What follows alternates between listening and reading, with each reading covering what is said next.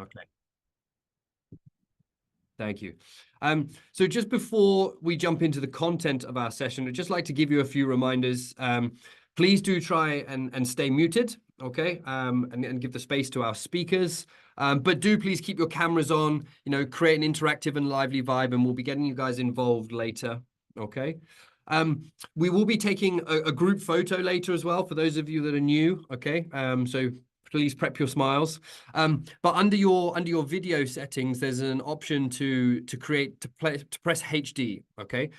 So please do tick this. Okay. It'll get the best quality out of your camera for when we take those pictures. Okay.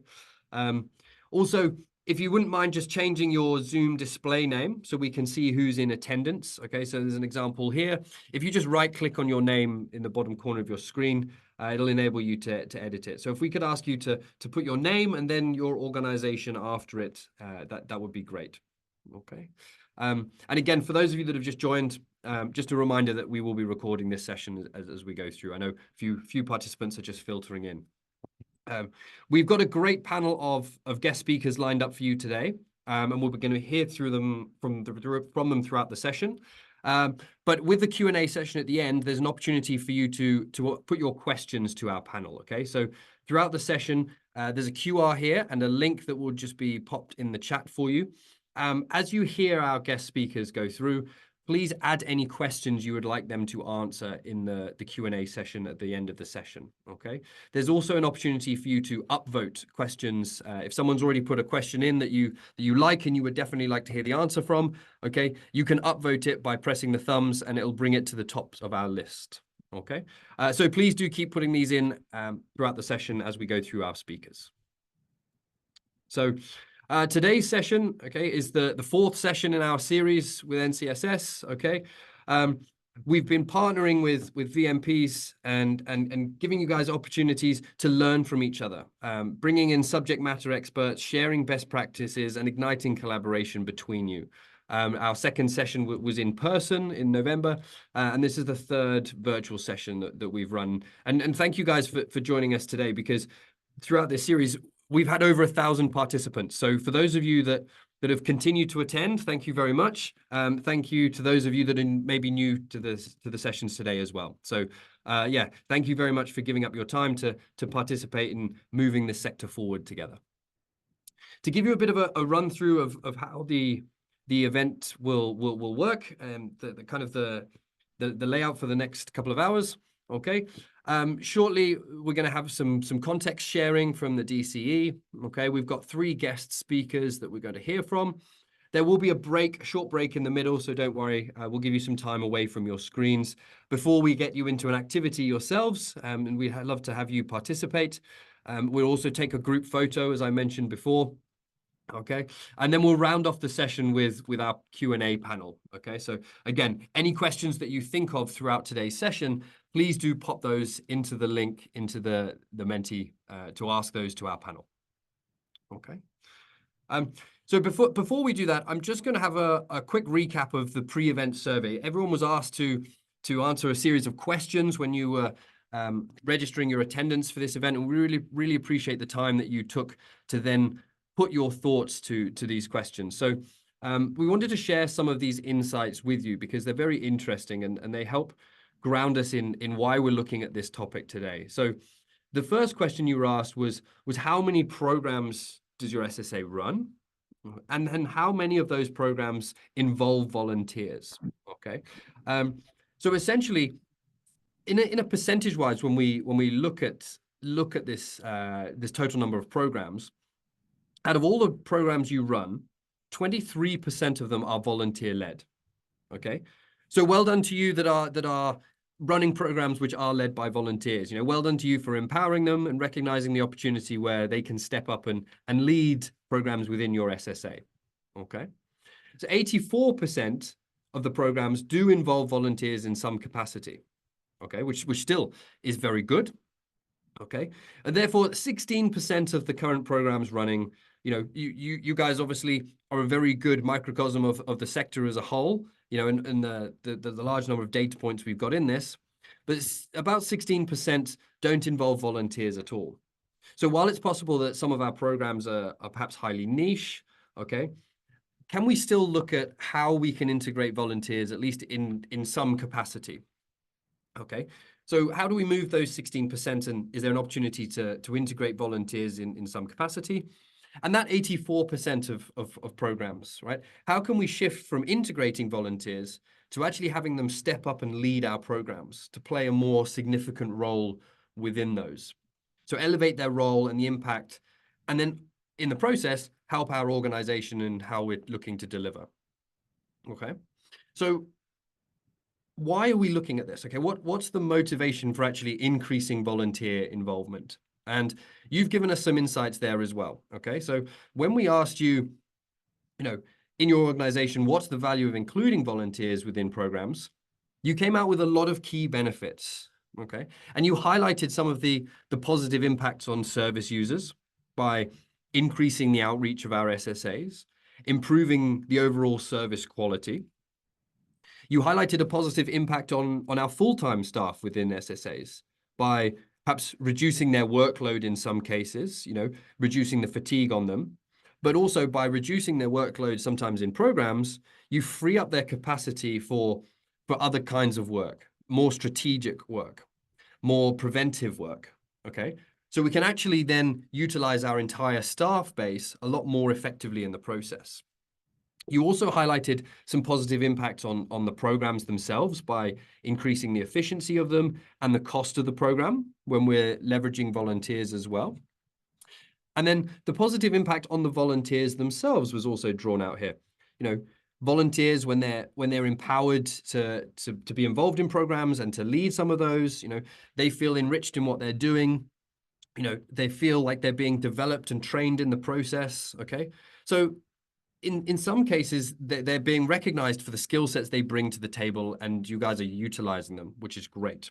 Okay, so they really feel integrated within your organizational community. So we highlight some very key benefits here to including volunteers within the programs. And the question is, how can we do more of that? Okay, how can we integrate them in our service models? And what are some of the factors of success in enabling us to do that? Okay, so the next set of results we looked at was these areas of success and what enables us. Okay, so the first one, program staff are receptive to working with volunteers. So we create the right culture within our organization where staff and volunteers alike, they feel included and they feel integrated. We have one culture as a group, as a team. Do we have a dedicated volunteer manager? So do we have the right resources to manage the volunteers? Again, to utilize them, bring them into the fold as best possible. Do we have the support from senior management? So you'll see these are three very clear standout areas here. Stakeholder buy-in is a very important starting point.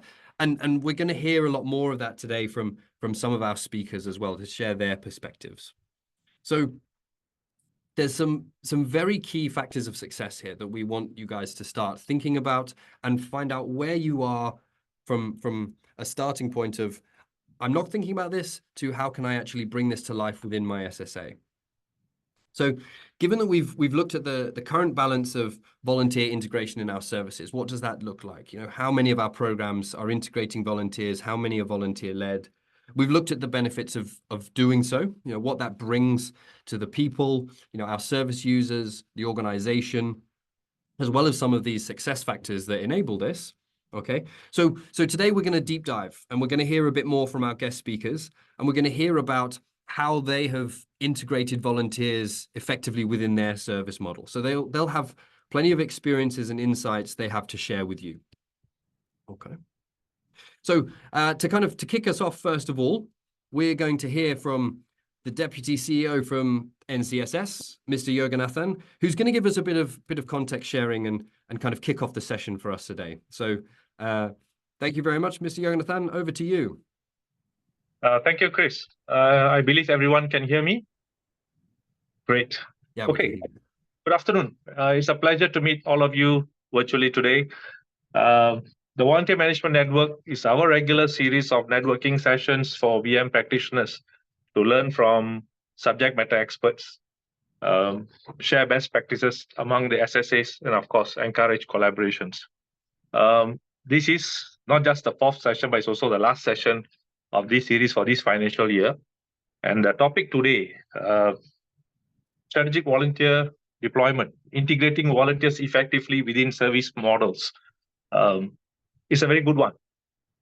Three very experienced and wonderful speakers have been lined up to do justice for this topic. But before we get to them, let me share a few thoughts on related matters. I don't need to impress upon you the importance of volunteerism or volunteers. Singapore is not just land scarce, but also people scarce. Our economy is already much, much bigger than what Singaporeans can support, and social services is no exception. As we know, the related issues that come with a high degree of dependence on foreign labor as well. And social needs continue to rise and get increasingly complex. We need more people because no matter how much we automate, the social service sector essentially remains a high-touch one, with a high degree of face-to-face and personal interactions. In fact, in some parts of the world, social services are indeed called human services, and for the right reasons. As I said, things are getting a bit more complex. Our professionals are spending more time with the cases, which leaves behind less bandwidth for them to take on more cases. But this is the reality, and it will only get worse going forward. Social service agencies or SSAs realize this mismatch of demand and supply and have been attracting, recruiting, and deploying volunteers for many of the tasks within. They are definitely invested in hiring volunteer managers, strengthening volunteer management capabilities, and of course, volunteer management frameworks and systems in their organizations. But that's volunteerism 101, and SSAs have done well. But I think it's time to go to the next level. Today, even when we secure resources for increasingly more numbers of professionals, such as social workers, psychologists, special education teachers, therapists, and so on, we simply do not have enough of them. That is the reality. So to train and deploy volunteers to take on the role of professionals, even if partially, is no longer a luxury, but a necessity. So simply put, volunteers cannot be your arms and legs to do menial or low-end tasks. They have to be moved up the value chain. And I'm not referring to just deploying them to just SSA boards or committees, but for the real purpose for which SSAs exist, which is to deliver social services and programs to people who require them. This requires us to deliberately plan and include volunteers as part of SSA's service models and delivery, and in a way, augmenting the professional manpower required to plan and deliver these services. So let's start in a small manner, whatever is small to you, but we must get started. That is the bottom line. There's no compromise on that. And I didn't say just deliver, I also said plan services, because volunteers bring fresh ideas, perspectives, and innovation to program design, and maybe even able to co-create or curate a service or program. So unless you deploy them and test them on that, you will never know. So such opportunity should be created. So it cannot be the case where SSAs design, they just come and execute. There's no reason why they cannot be part of the design process. I recall Minister Ong Ye Kung, I think sometime in November or December last year, saying that AIC would double the number of senior volunteers trained, I think from about 2,000 to 4,000. And I also recall he's adding that active aging centers will be fully run by volunteers in a few years' time. That's a very, very bold statement. And if SSAs do not set themselves such stretch targets for themselves, I don't think we will get there. So social services will be very, very late for the party, and we will not be able to find the right volunteers if we don't get started. So I think that is what I'm referring to as the bottom line as well. We need to get there. Today, our three speakers from Shine, Care Corner, and Caritas will share with you their efforts, successes, and challenges in doing this in their respective organizations.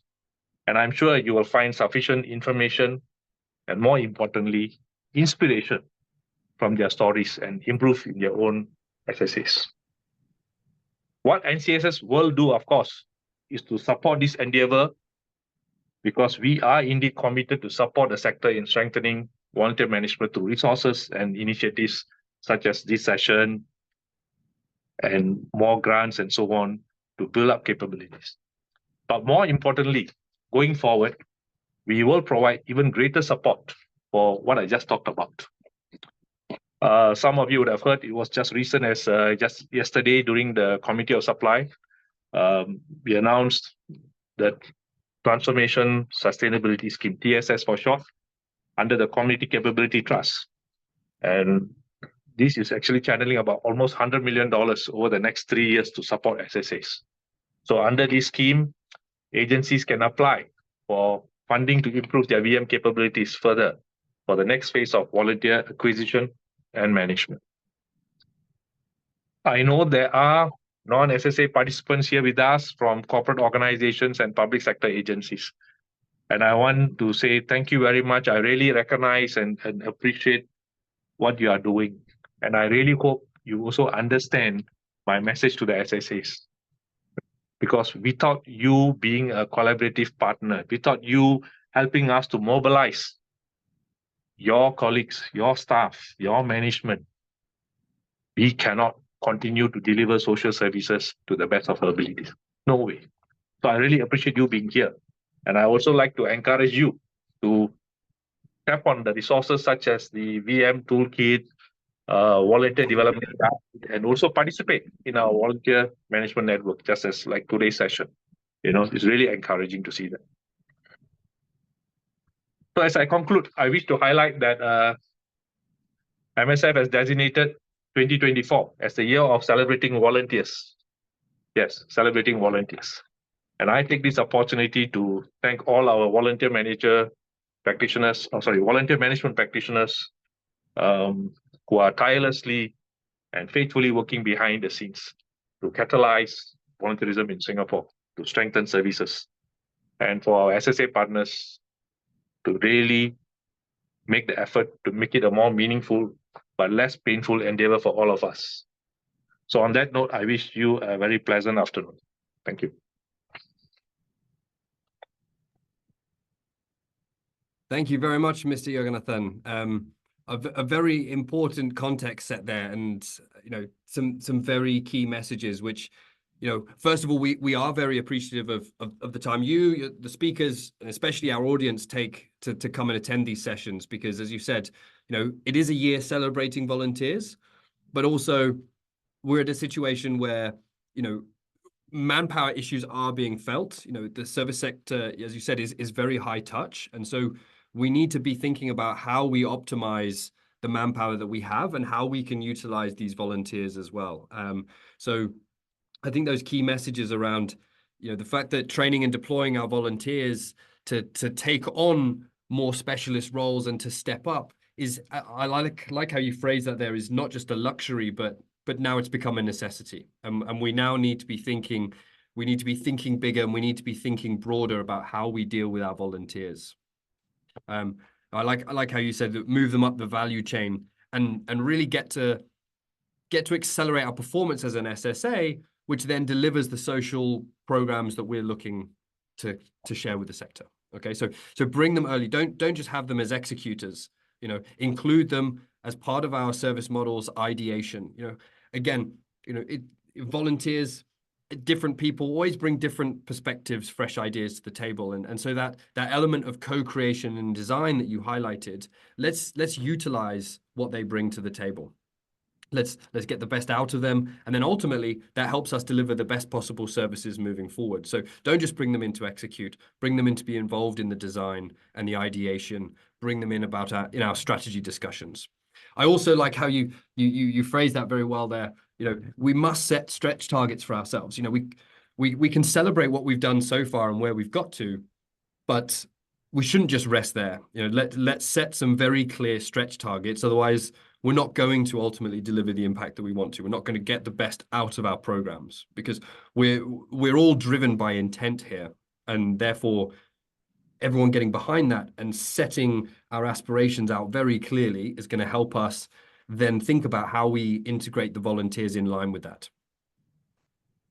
So thank you. I appreciate.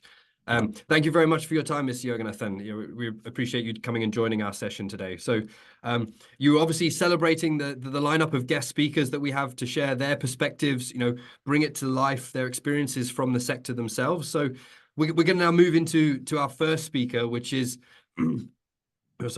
our first speaker, which is Mr. Gary Lim. Okay, so Gary is Deputy Director at Care Corner. He oversees partnership and public engagement. So he has a lot of real-time experience from Care Corner itself.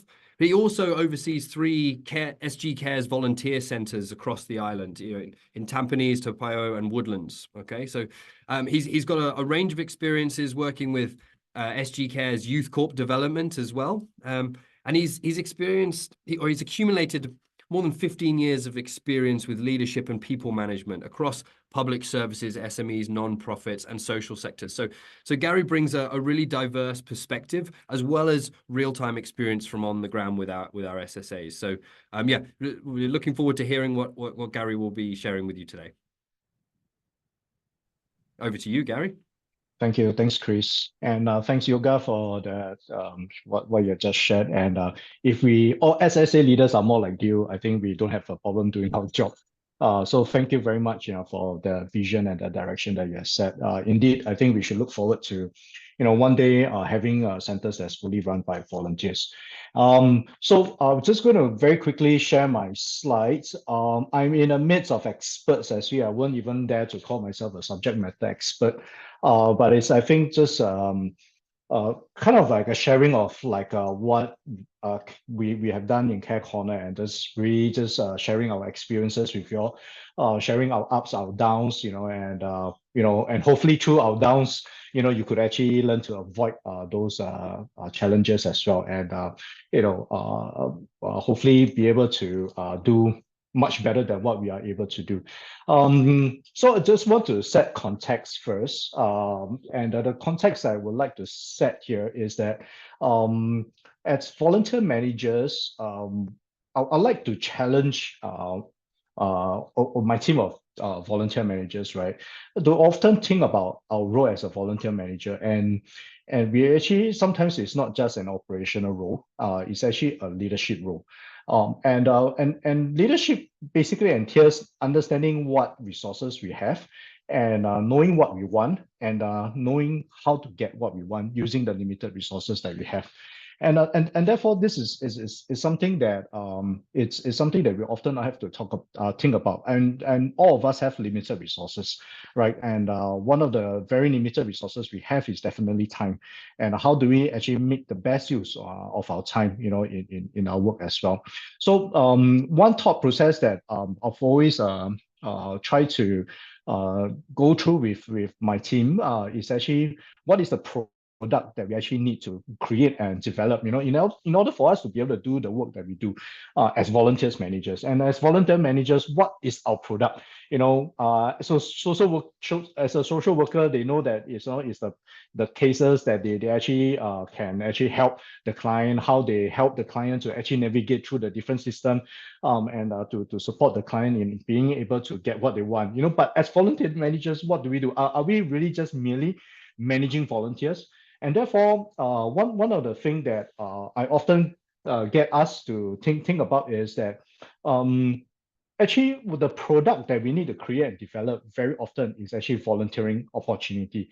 And because if you don't have any volunteering opportunity, you won't be able to get any volunteers. And therefore, it's quite imperative, for a volunteer manager like us, right, to actually think very, very deeply, right, about what kind of volunteer opportunity we could actually create. And this will also means that we actually need to actually have frequent conversations with the services that our organization are providing, staff that are on the front line, and understanding the kind of issues that they are actually experiencing. Right. And so in Care Corner, also at the same time, as volunteer managers, it is needful and important for us to think about the strategic focus of our organization as well. So in Care Corner, two strategic questions we often have to ask ourselves is how do we involve the community in our work? And at the same time, we also are challenged, by our senior management to think about how do we collaborate with and also include volunteers in our work. So these are all the questions that we actually have to deal with. And I think this is probably a very familiar scenario. Most of our organization, we are actually in 1, 2, or 3, right? In position 1, 2, or 3. So 1 is probably the default place where most of us are at, whereby our staff, our frontline workers, actually prefer to work directly with the client and don't want to involve the volunteers, right? And scenario 2 is probably something that we notice that, hey, there's a few group of people in the community actually rising up, seeing that, the clients are having some problems and they are taking their own initiative, to actually provide some form of support or some form of help to the clients, maybe the same clients that we're actually serving, right? And this group of volunteers are actually totally ground up, all right? And the third scenario is a scenario whereby staff are actually getting volunteers to come in and help, but it's actually helping them either in their admin work or helping them to do some form of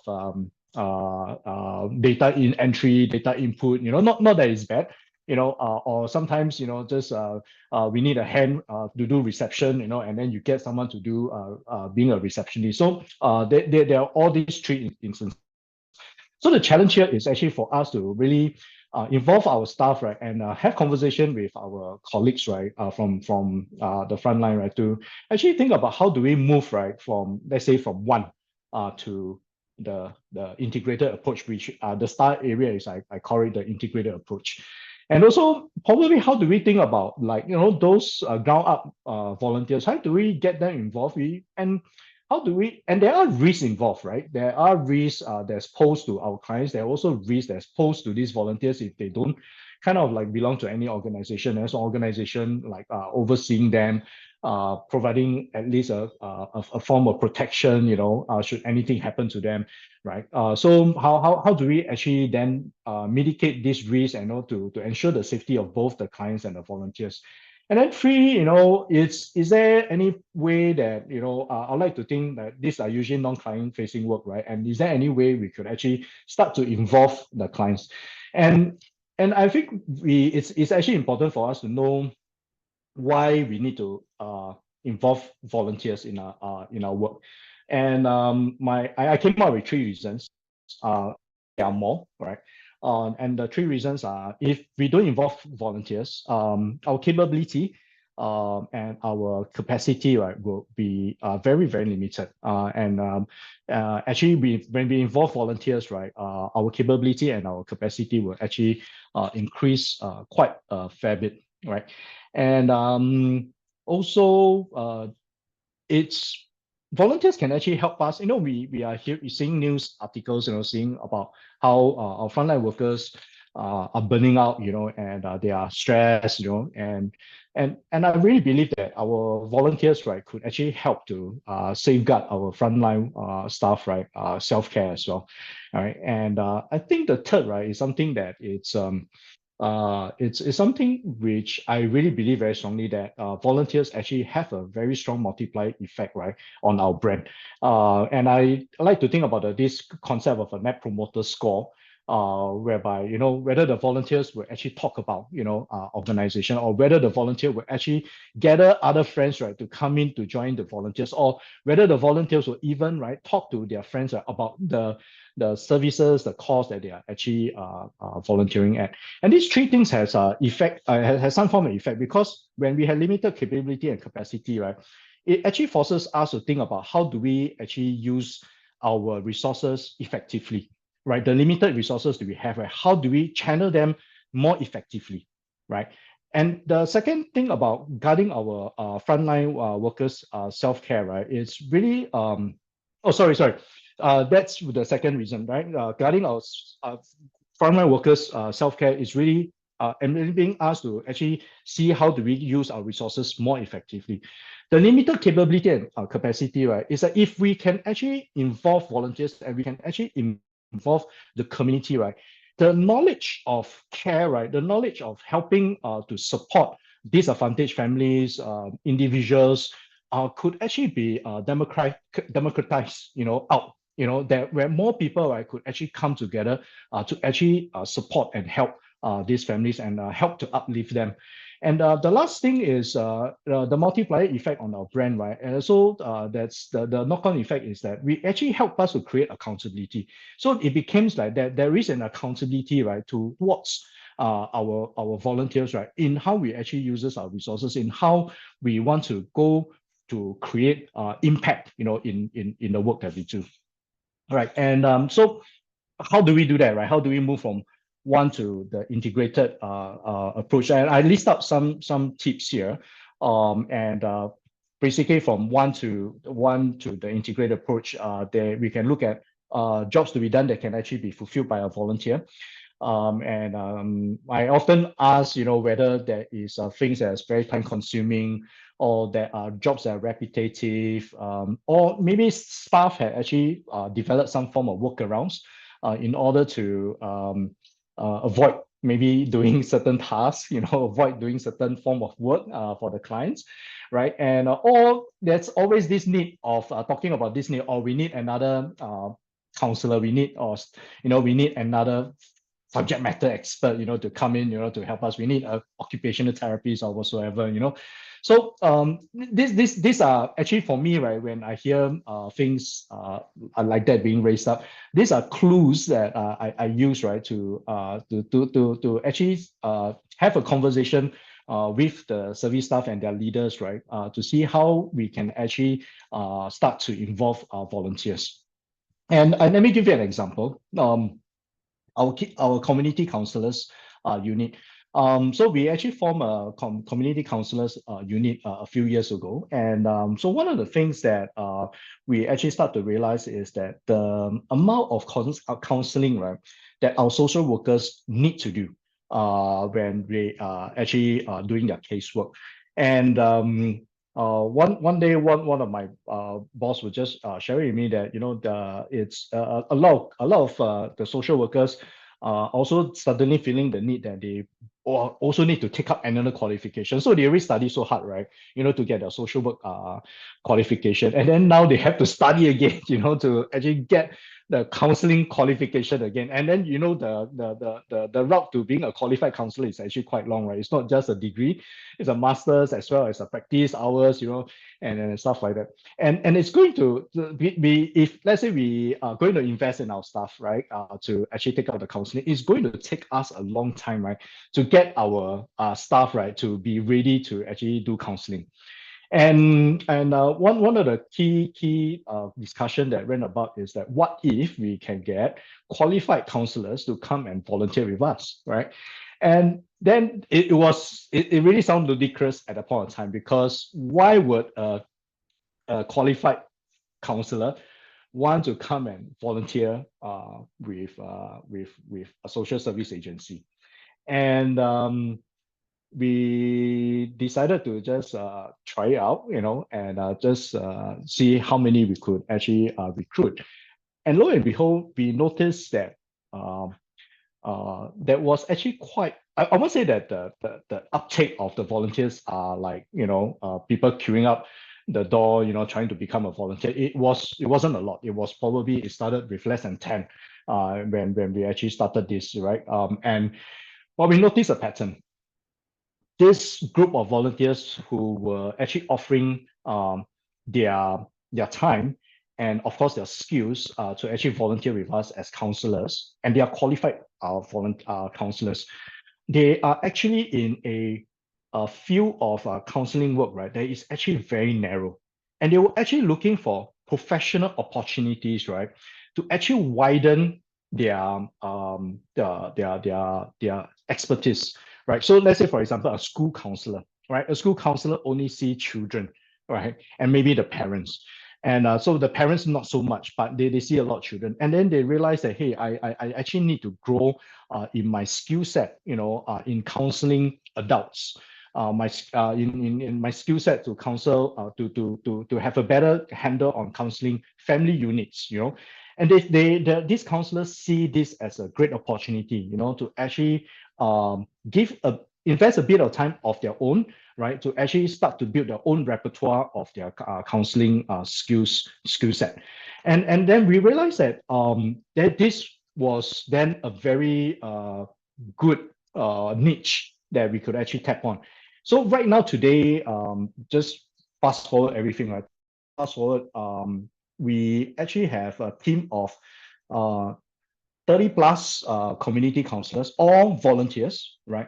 Who are actually providing this counseling service after work in the evening. And this is also a sweet spot for us because we don't need our staff to stay back. And this community counselor has also become trusted people that we actually literally give them our own Care Corner email as well as a Care Corner name card, and they are also trusted to actually open the office, close the office, and they actually have access to basically resources and facilities within the office. And it hits a sweet spot because we don't need the staff to stay back after 6 p.m.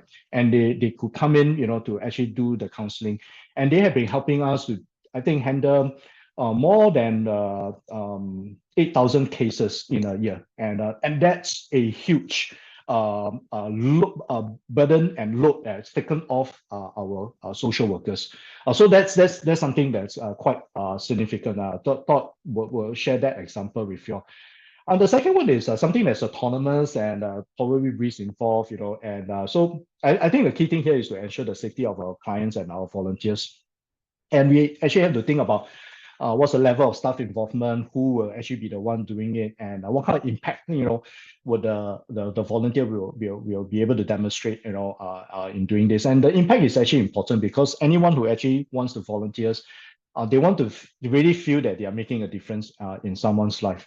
And for this, we actually work quite closely with, I'm going to use the example of a Kids Count volunteer to actually illustrate this.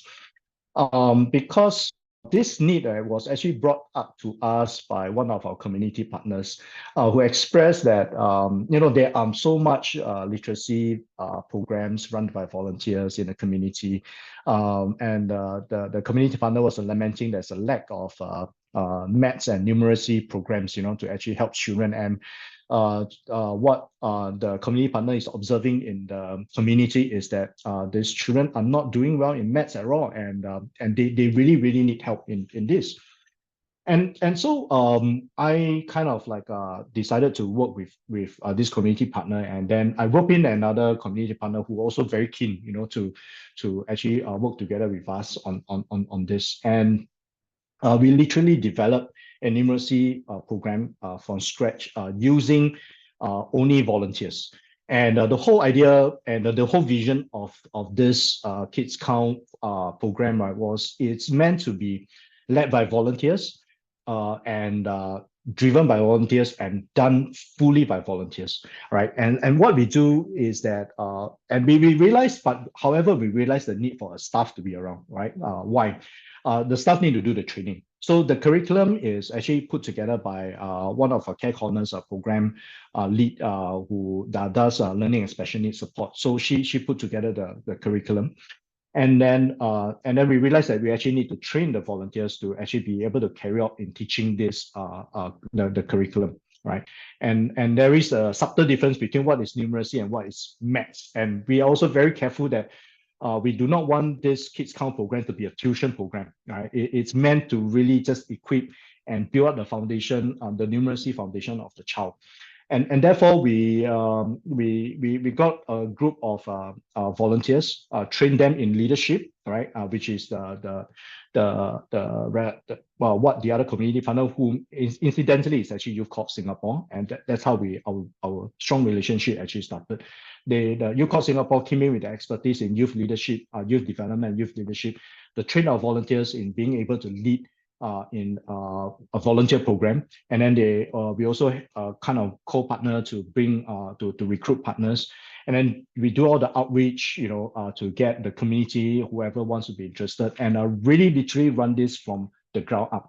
And to mitigate the risk, my team of volunteer manager act as a mentor, right, to this group of volunteer leaders, and this group of volunteer leaders will then look after the volunteers. And this program and this collaboration together with Youth Corps Singapore has been is 3 years strong this year, 3 years old this year, and I think it's really something that we have actually reached out to and help more, I think, definitely more than 80 children already, and more than 60% of these children are actually seeing an improvement in their mathematics grade, after attending the program. And really, we felt that this is really something that is needed by the community, and it's actually meeting a very, very core need in the community, right? And the last one, the last one is really about how do we, which is number 3, the team's staff team organization support. I would usually like to, and this is something I really noticed that our service staff at the front line usually quite readily think about. They will actually readily think about, how can I turn the client into a staff, into a volunteer? How can I get the client to be a volunteer? And this is something I think is very intuitive for them, and a lot of them would actually be able to do that on their own, and be able to convince a client to actually maybe come a bit earlier for the program, help us to set up the place, get the place ready, and after the program, just help us to tidy up the place, then things like that, or there are clients who really are very thankful for the support that's been given and want to be part of the program in actually providing support for the new clients that the center is providing. So these are really things that we notice is actually very intuitive for the frontline workers to actually to do, right? I won't touch on the Mandarin hotline counselors because it's quite long. But Mandarin hotline counselors basically it's something that's very unique. This is set up way beyond my time, more than 20 years ago. It's really set up with a vision of what Yoga was just saying, that can this be run fully by volunteers, right? And so there is a system whereby there are more experienced volunteers who will act as supervisors, to the less experienced volunteers to actually help and guide them. And the staff who are attached to this group of volunteers actually just become enablers, and to actually help the volunteers to be able to do their work much better.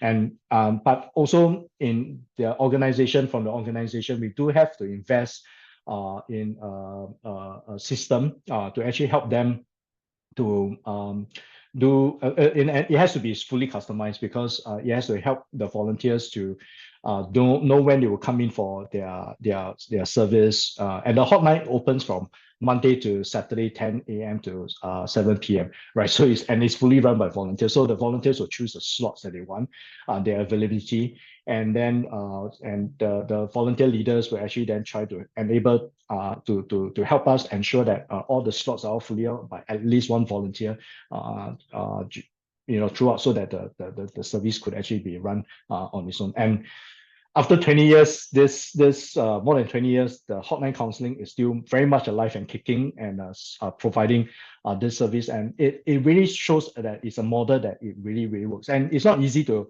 get Mandarin speaking volunteers in Singapore. It's really, really not easy at all. So very, very big kudos to the team for being able to do this. I know that they do volunteers who actually want to be enrolled into the Mandarin hotline counselors, right? They actually have to literally go through 20, I think more than 10 weeks of training, right? And then after 10 weeks of training, right, they have to actually go through 5 to 8 weeks of practicum, right?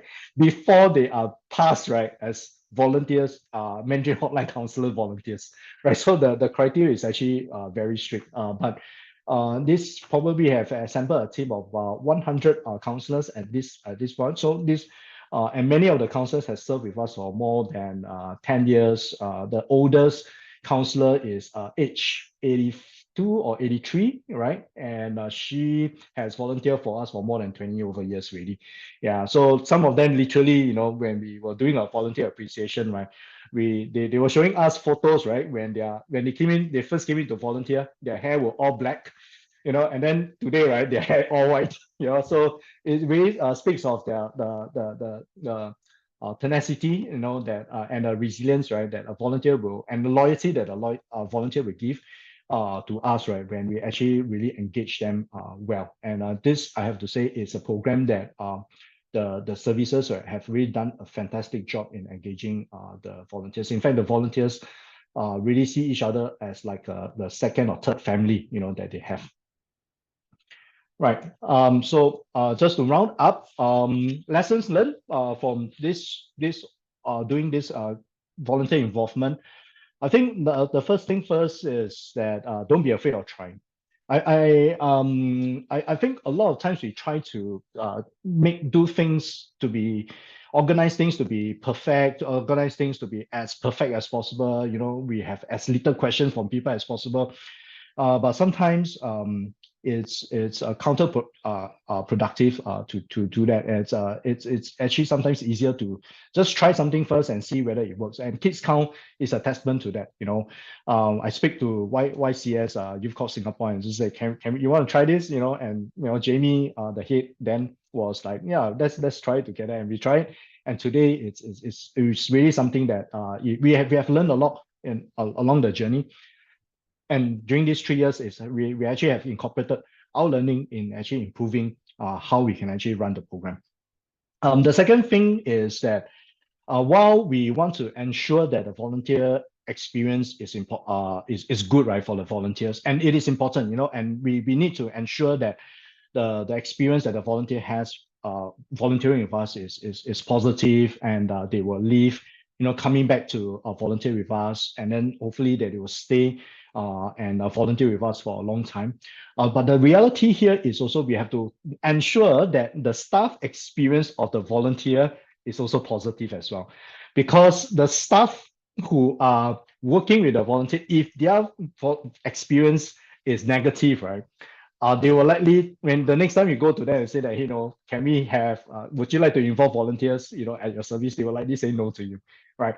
So their own experience with the volunteers, right, has to be positive. And we also have, you have to see them as a stakeholder and ensure that, you know, they benefited and they are also impacted by the volunteer involvement at their services as well. And the third thing is what I've shared earlier on in when I started this sharing by talking about volunteer management is a leadership role. It is indeed a leadership role, right? We really have to take a lot of time. I spend a lot of time talking to leaders, talking to staff, you know, and having conversation to see how volunteers can actually be involved more in Care Corner. And even up to today, you know, I'm still doing that. You know, I'm still talking to leaders. I'm still talking to staff, you know, about how we can actually involve volunteer. And and I say it's a leadership role because it takes we need to influence, one, and two, we also need to actually lead in helping the services who want to involve volunteer, right, to actually go through a change management process as well. And also, and that's a very, very critical leadership role that a volunteer manager will have to play. And really encourage you all, if you still think that, you know, it's very, very much a operational role, maybe have a mindset shift, you know, to really think about how you as a volunteer manager can lead in volunteer involvement in your organization, right, and see how you could actually do it together, not just depending on top-down management decisions, but really how you can actually also influence your management in involving volunteers, right? And that's all I have. Thank you. Back to you, Chris. Thank you very much, Gary. I saw some people applauding there, so thank you very much for sharing, you know, a real wealth of experiences and perspectives there. Obviously, thank you very much for drawing out, you know, some real-time examples where the volunteers have been integrated, key examples of those programs. And while it was initially a challenge, it has been sustainable for you. And some of those programs have been, clearly delivered value added impact over a period of time. So I like what you said there around don't be afraid of trying to challenge yourself by doing things differently. That links to Mr. Yoga's point that he shared earlier around, really stretch yourself and set yourself those stretch targets, those challenges. Don't be afraid of that, because, the value add of integrating the volunteers is very clear. But as you said, it's going to require us to do things differently in order to bring those in. That mindset shift, as you said, as a volunteer manager, how do we step up to not just be operationally, but to lead? And how do we go out and connect with people, share our insights, gain from the insights of others, and then bring that back in to influence how we manage and how we integrate our volunteers? And yes, there's some challenges to it, but there's some very clear rewards. And I like what you articulated there about when we're thinking about the volunteers, do we really connect with what they're trying to get out of it? I know you spoke about the counselors looking for additional experience in a different sector, and therefore they're willing to give up their time. So are we tapping on the intent of the volunteers, and can we give them the experience, the opportunities to lead, to design, to contribute in our organizations? So if you have real clarity about what you're looking for in your volunteers and what you offer to them, then that helps you target the appropriate market for those volunteers and to bring them into your organization. So I heard that key message around that real integration between our clients, our existing staff, and our volunteers, and also that not just making sure everyone has a positive experience, not just the volunteers, so we all feel like one family, but also can we potentially convert some of our clients into volunteers in the future? So a very sustainable service model once you really integrate all those three areas together. So thank you very much for sharing that, Gary. Really appreciate it. And we've started to see some questions come into our Q&A on the back of the sharing we've had so far. So do please keep that up. We'll bring up some of those questions later. We've seen some of them come into the Zoom box. If you could possibly put those into the Q&A Mentimeter as well, that would be great, and we'll answer them from that forum. So thank you very much again, Gary. And we're going to move to our next speaker now, which is Mr. Erickson. So Eric currently oversees youth mental health and volunteerism at Shine, working with children and youth services. So he's a social worker by training. He's served in the social services for more than 15 years and has a real range of experience in volunteer partnerships, youth work practice, and social work education. So he's really passionate and enjoys pioneering initiatives which optimize resources. So he's perfectly placed to speak into how we do that with our volunteerism. So it's really about getting the best out of those assets and resources and having a multiplier impact, which is obviously something that Gary's just spoken into as well. So yeah, over to you, Eric. Thank you very much. Thank you, Chris, and thanks, Gary, for starting us off. Yeah. Allow me to get the slides on first. Right, yeah. So it's really a privilege to be able to share this, and similar to what Gary has already mentioned, none of us here are actually experts, but we happen to have done this a bit longer and made a lot more mistakes before anyone else. And here we are with some of our experiences, and hopefully you'll find them helpful for yourselves. So very briefly, oh, okay, interesting. You jump to just give me a while because I'm supposed to showcase something else. Yeah, just give me a while. Let me change this. Yeah. We can see it now, Eric. Oh, sorry. Okay, let me get the PDF element out. That's all right. Okay, it's good. Somehow one of the slides got missing, but it's okay. So maybe allow me to share very briefly. Shine is been around for coming to 50 years. We have key services in school social work, community social work, and our mission statement is being a leading social work organization, optimizing or maximizing the potential of children and youth. So with that, actually, the staff team, high percentage are social workers. So with that, you can start imagining certain mindsets our practitioners carry in terms of program integrity, program fidelity. So later on, as we share about how we have been partnering with volunteers and integrating in service delivery models, I'll be happy to share some of the challenges that we do face. But for today, we'll just focus on how volunteer partnership efforts are being actualized in the youth mental health service. So very Eric, quickly, sorry.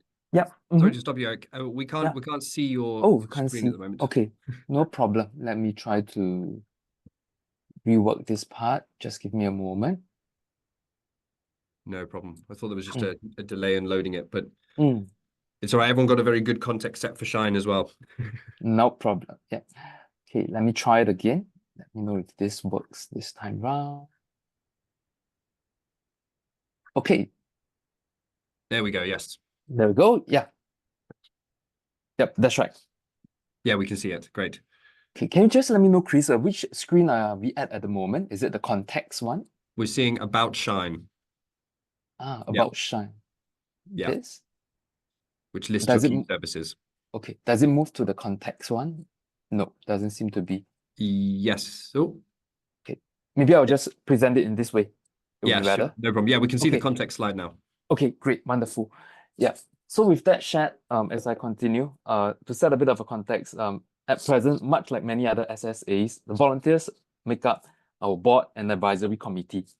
And why this is crucial for us to set the context, because when we think about the board, this is the strategic and leadership role.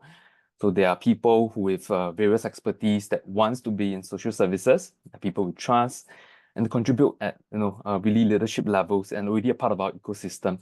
And why this is important is that oftentimes at the service delivery level, one question the social workers will ask: can volunteers be trusted, play a role in service delivery? And oftentimes, as part of the volunteer partnership team, our question would be, if we are already entrusting volunteers with some of the key strategic decisions in the organization, what is holding us back from also trusting, not blindly, but with training, with supervision, with whatever risk mitigation that needs to be put in place? What is stopping us from trusting volunteers to be involved in service delivery? All right, so that's something that we do raise up quite a fair bit.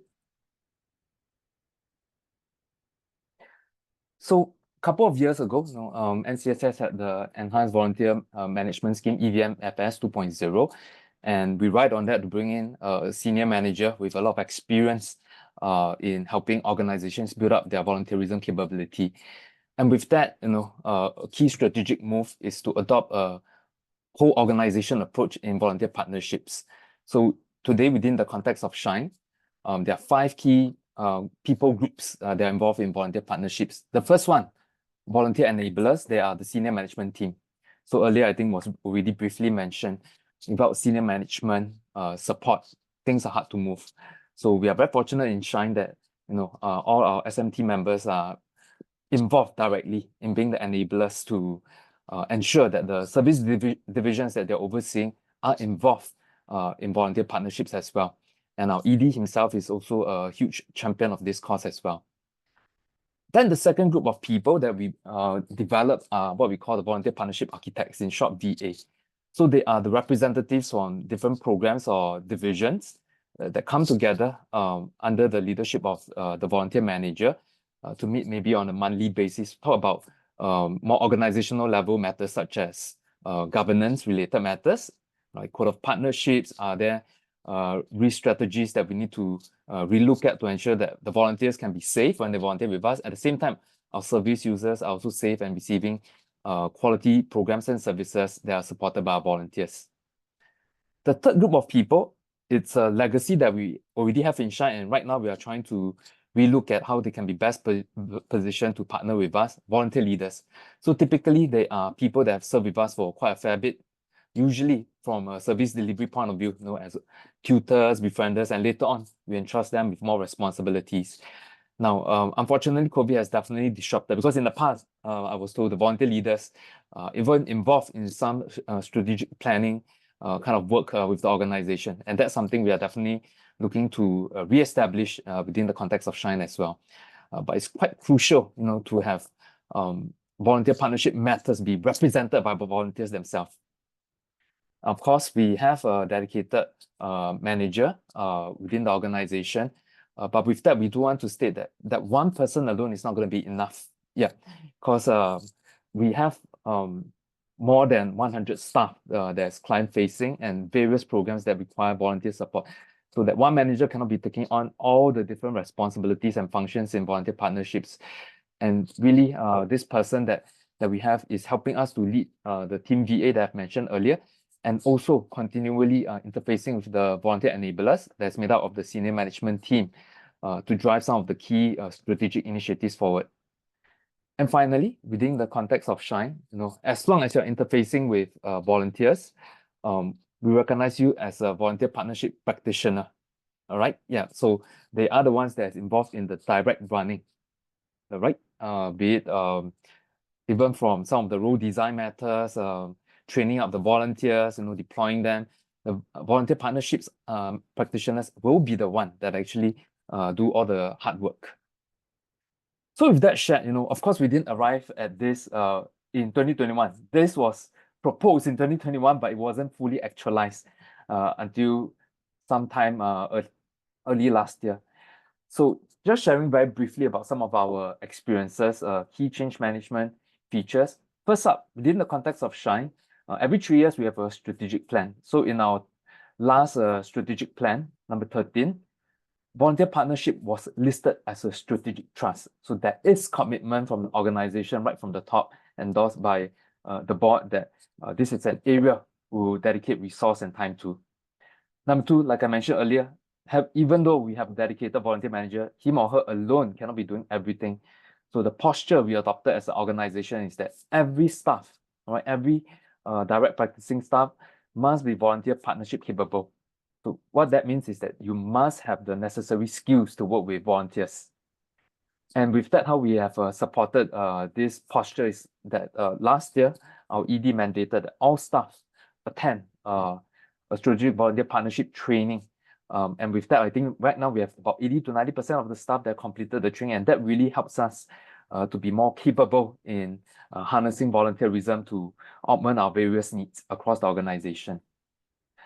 Third, since it's a strategic trust and the organization has invested in training our staff to be volunteer partnership capable, it is part of our JD, right, for the various staff members. And PMP here refers to our performance management plan, right? So it's actually being featured. So instead of an add-on, a good to have, or if I have the capacity, then work on it, we actually hold ourselves accountable in working with volunteers reflected through our JD as well as our performance management plan. Of course, with all this, some of you might be thinking, wouldn't that be a rather top-down approach? I want to give you all the assurance. We have a lot of conversations with the staff, and the way that we presented it, really there are other features that were being showcased as well, such as limited capacity, some of which we heard earlier from various presentations. And even if we have the resource, there simply are not enough professionals out there for us to hire. Yeah, so those are realities and contexts that we operate in that we needed the staff members to understand as well. So with that, we also identified those that have already been working with volunteers well, or those who are keen to, they become the volunteerism champions to encourage other colleagues to be more open to this idea. At the same time, whenever there are programs or volunteers that serve us very well, the testimonies will be shared across the organization to help them see the possibilities.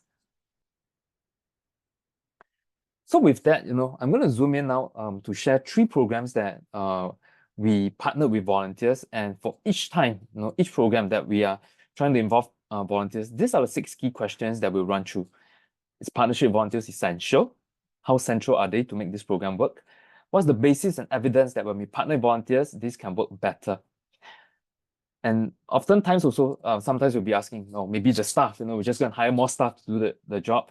We will then ask the third question, if you're not partnering with volunteers, can we initiate, sustain, or even scale the service? And what would be the alternative if you don't want to work with volunteers? Of course, we are not blinded by that push to just work with volunteers. There are many issues to be navigated. There are risks to be mitigated as well. So what are issues? Let's identify them. What are the mitigations we can and should put in place? And finally, what is the impact that we want to see when we partner with volunteers for these initiatives? The first program I'm going to share is a volunteer-driven program called Walk With Me. So over here, you can see it's an intervention support program. So volunteers come in, tag along with us for 4 to 6 months, all right? And support young people with NSSI, non-suicidal self-injury. So right off the bat, you can imagine the risk mitigation that needs to be put in place, and there could already be some discomfort coming from our practitioners with volunteers being involved in this population that's a bit more vulnerable. So with that, we actually apply the 6 questions. Number 1, is it essential for us to partner with volunteers? Yes, absolutely. Why is that so? The basis of such that we were aiming to serve about 50 youths across 1 year, right? 50 youths across 1 year. And without partnering with volunteers, there's no way that we will be able to scale this program. And we were looking at a 2:1 approach. So 2 volunteers supporting 1 young person. So we needed 100 volunteers. So there's no way that we can go and hire additionally 2 to 3 staff to go at the intensity that 100 volunteers can do. At the same time, from a youth mental health perspective, peer support brings across a dimension that professional mental health workers cannot deliver. So they are bringing a very crucial dimension in the work itself, in the role that they play. So that cannot be substituted even by highly trained professionals. So in the event, if we don't want to work with volunteers, the program cannot even initiate. So that makes the decision quite clear for us. Nonetheless, there are several issues to navigate around. Suitability of volunteers, the competency, how do we put in place things like accountability, well-being for the volunteers because we're exposing them to high vulnerability and risk, and what's the risk escalation protocol that needs to be put in place. So without going too much in depth, we actually went through a very rigorous process. Even when we were implementing the program itself, we had someone that come alongside that document best practices, and we keep enhancing, these practice processes, because that is needed to ensure the safety for the clients. That's needed to assure the professionals that are the gatekeepers, the ones that will be referring these clients to us. So we screen the volunteers in a rigorous fashion. So we had about 120 something applicants, only 104 passed through the screening, and then we train. And post-training, only about 103 or 102 were selected to continue.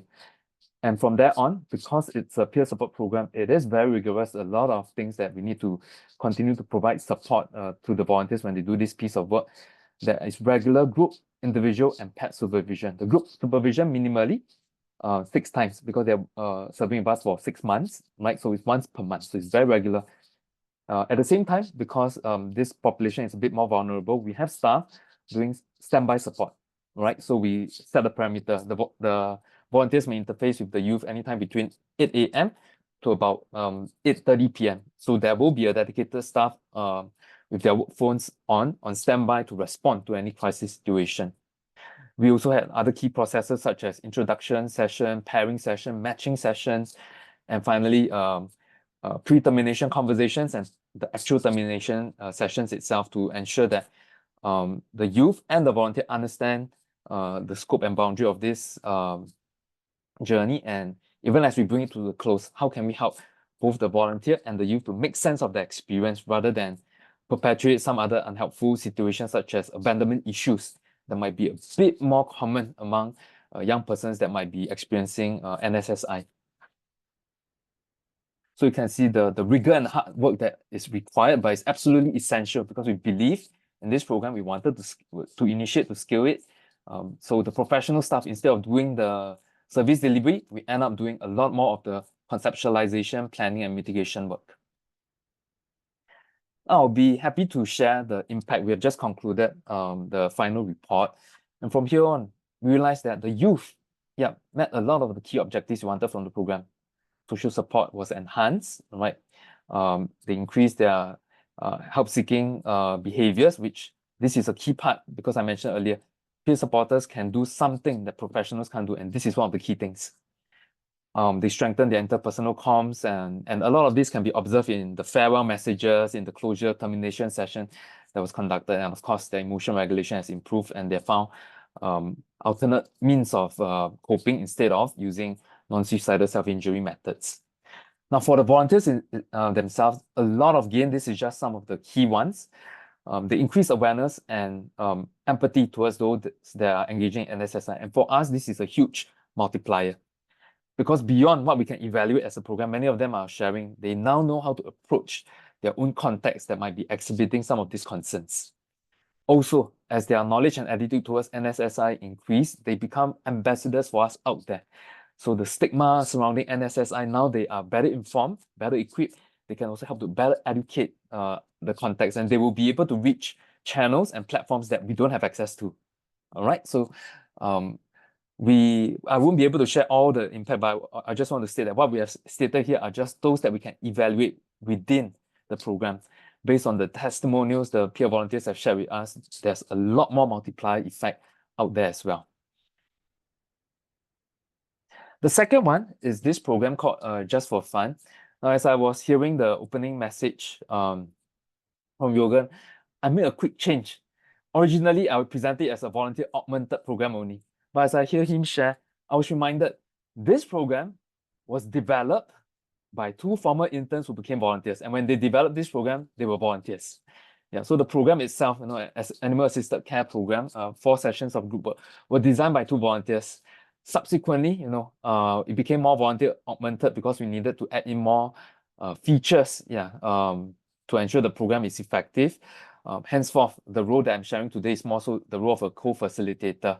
Yeah. The information presented there. Similarly, again, it's a targeted outreach, but because we are using a social method, group work practice, there are several expectations we have on the volunteers that will be running this alongside us as well. So let's dive into this 6 questions. Is it essential? Yes. Why?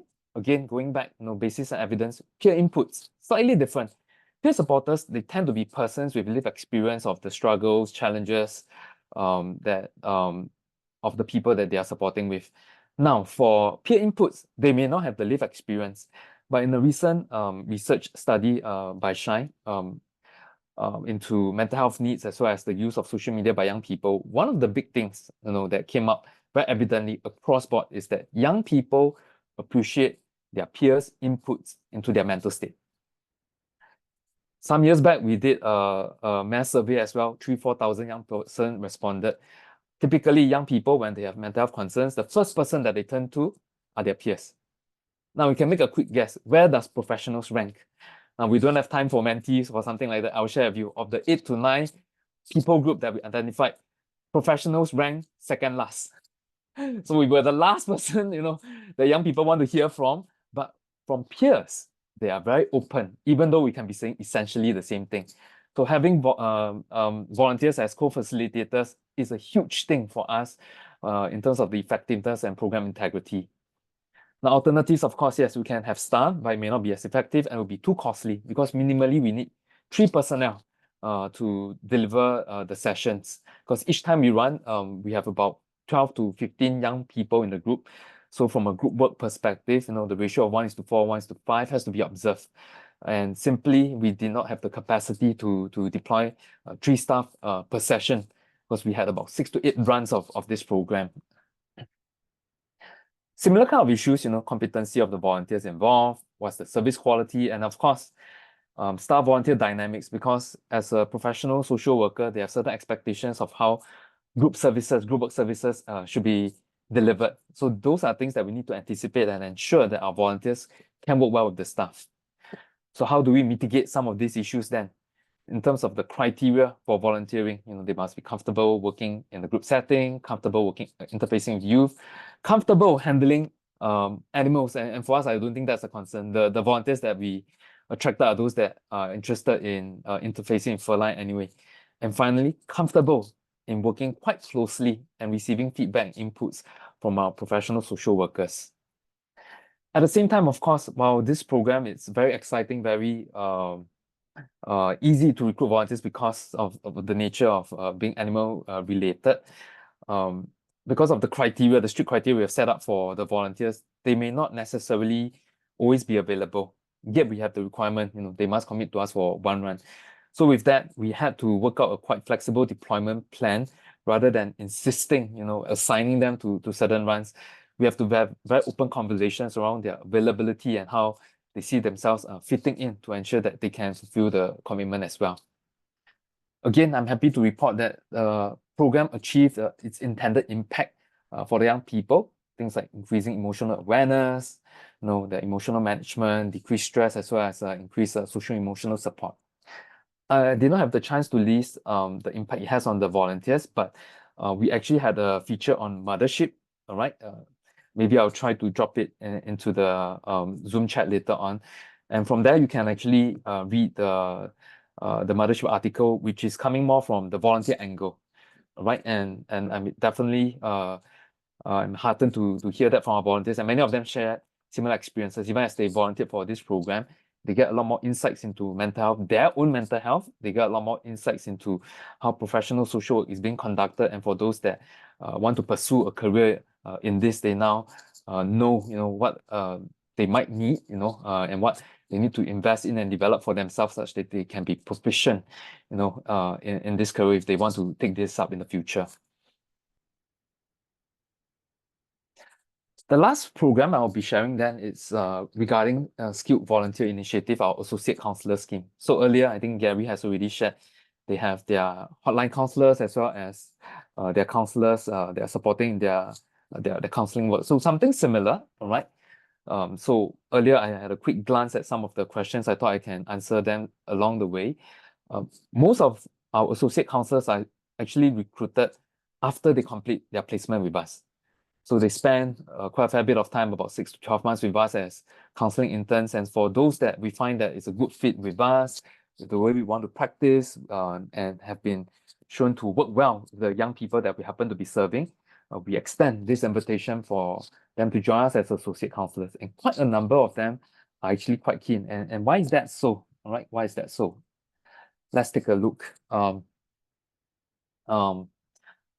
us, it is essential, right? Because when we first started our mental health service, while we have a team, right, about 18, 19 of us, it's still not quite adequate because in the earlier slide, that didn't come up for whatever reason.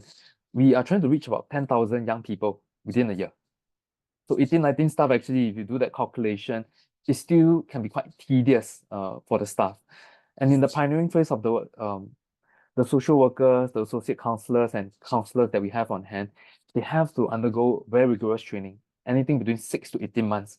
So that also compromises some of our capacity to serve, but the KPIs doesn't get adjusted. So with that in mind, we thought if we have the associate counselors to come in, all right, they can take off some of the caseload from us. Yeah.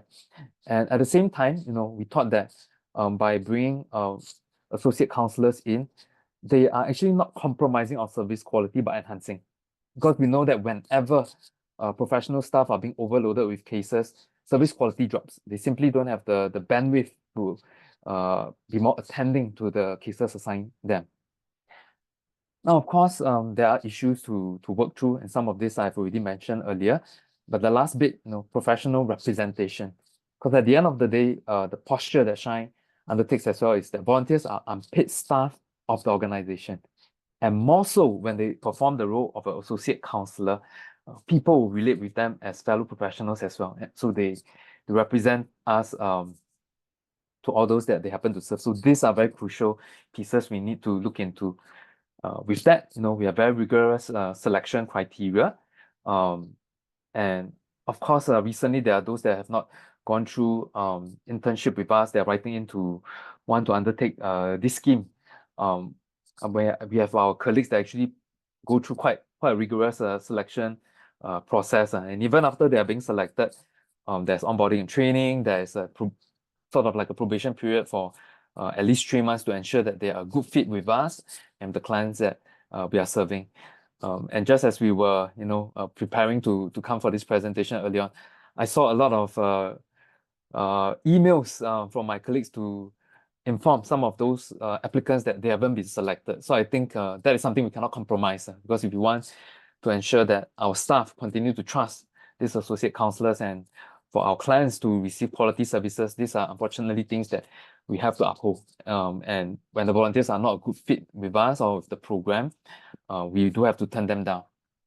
We have put in place other of our supervision management processes as well, in terms of vetting through their case recording, sitting in some of their sessions, and also requiring them to give us quite regular updates of how they are working with our clients. So all these are intended to safeguard quality, to enhance accountability. So the impact to date, we started this quite recently. I think it was mid of last year, but we have already served 28 young persons, all right? And of the cases that have handled, 3 successfully completed the program. 21 are ongoing. Of course, there were a couple that dropped out eventually, but when we review the case, none of them reported that because they cannot work well, with the associate counselor, therefore they declined the case. More often than not, other issues may have come up, and we thought that by referring them to other services, or unfortunately, when working with young people, some of the things that we do experience, some of the youth will ghost us for a period of 3 to 6 months before they revisit us again. So it's for those reasons that the other 4 did not have successful outcomes. And for our volunteers, the associate counselors, why is it so important for them? Because a lot of them are either trying to secure their SAC registration, or they're trying to maintain their SAC registration because they could be doing other pieces of work and they are not having enough clinical hours per se. So at this juncture, the 8 of them that are serving with us, they are provisional clinical members, and quite a number are very close to securing, to meet the criteria by Singapore Association of Counselling and become a registered counsellor. And for us, we thought that, again, that's a multiplier effect. Because we do note that increasingly with higher expectations placed on professional counsellors, organizations, Shine included, become more and more particular in who we hire. So for those that may have completed their masters in counselling, okay, when they apply for jobs, they could be at some disadvantage because we are going for those who are already registered. So they have to find a way to somehow accumulate some of these experiences, and our associate counsellor scheme works very well with them. And on top of that, if we are able to support some of them to secure registration, we will then be enabling the sector to have that pipeline of more counsellors coming in. Otherwise, people like myself and my colleagues, we cannot disengage from our practitioner roles and take up other responsibilities within the organization. At the same time, we will always be back to the situation where the limited professional staff team will be overloaded with cases, henceforth affecting service quality, or they might experience burnout, and then the professional counsel actually leaves the sector altogether.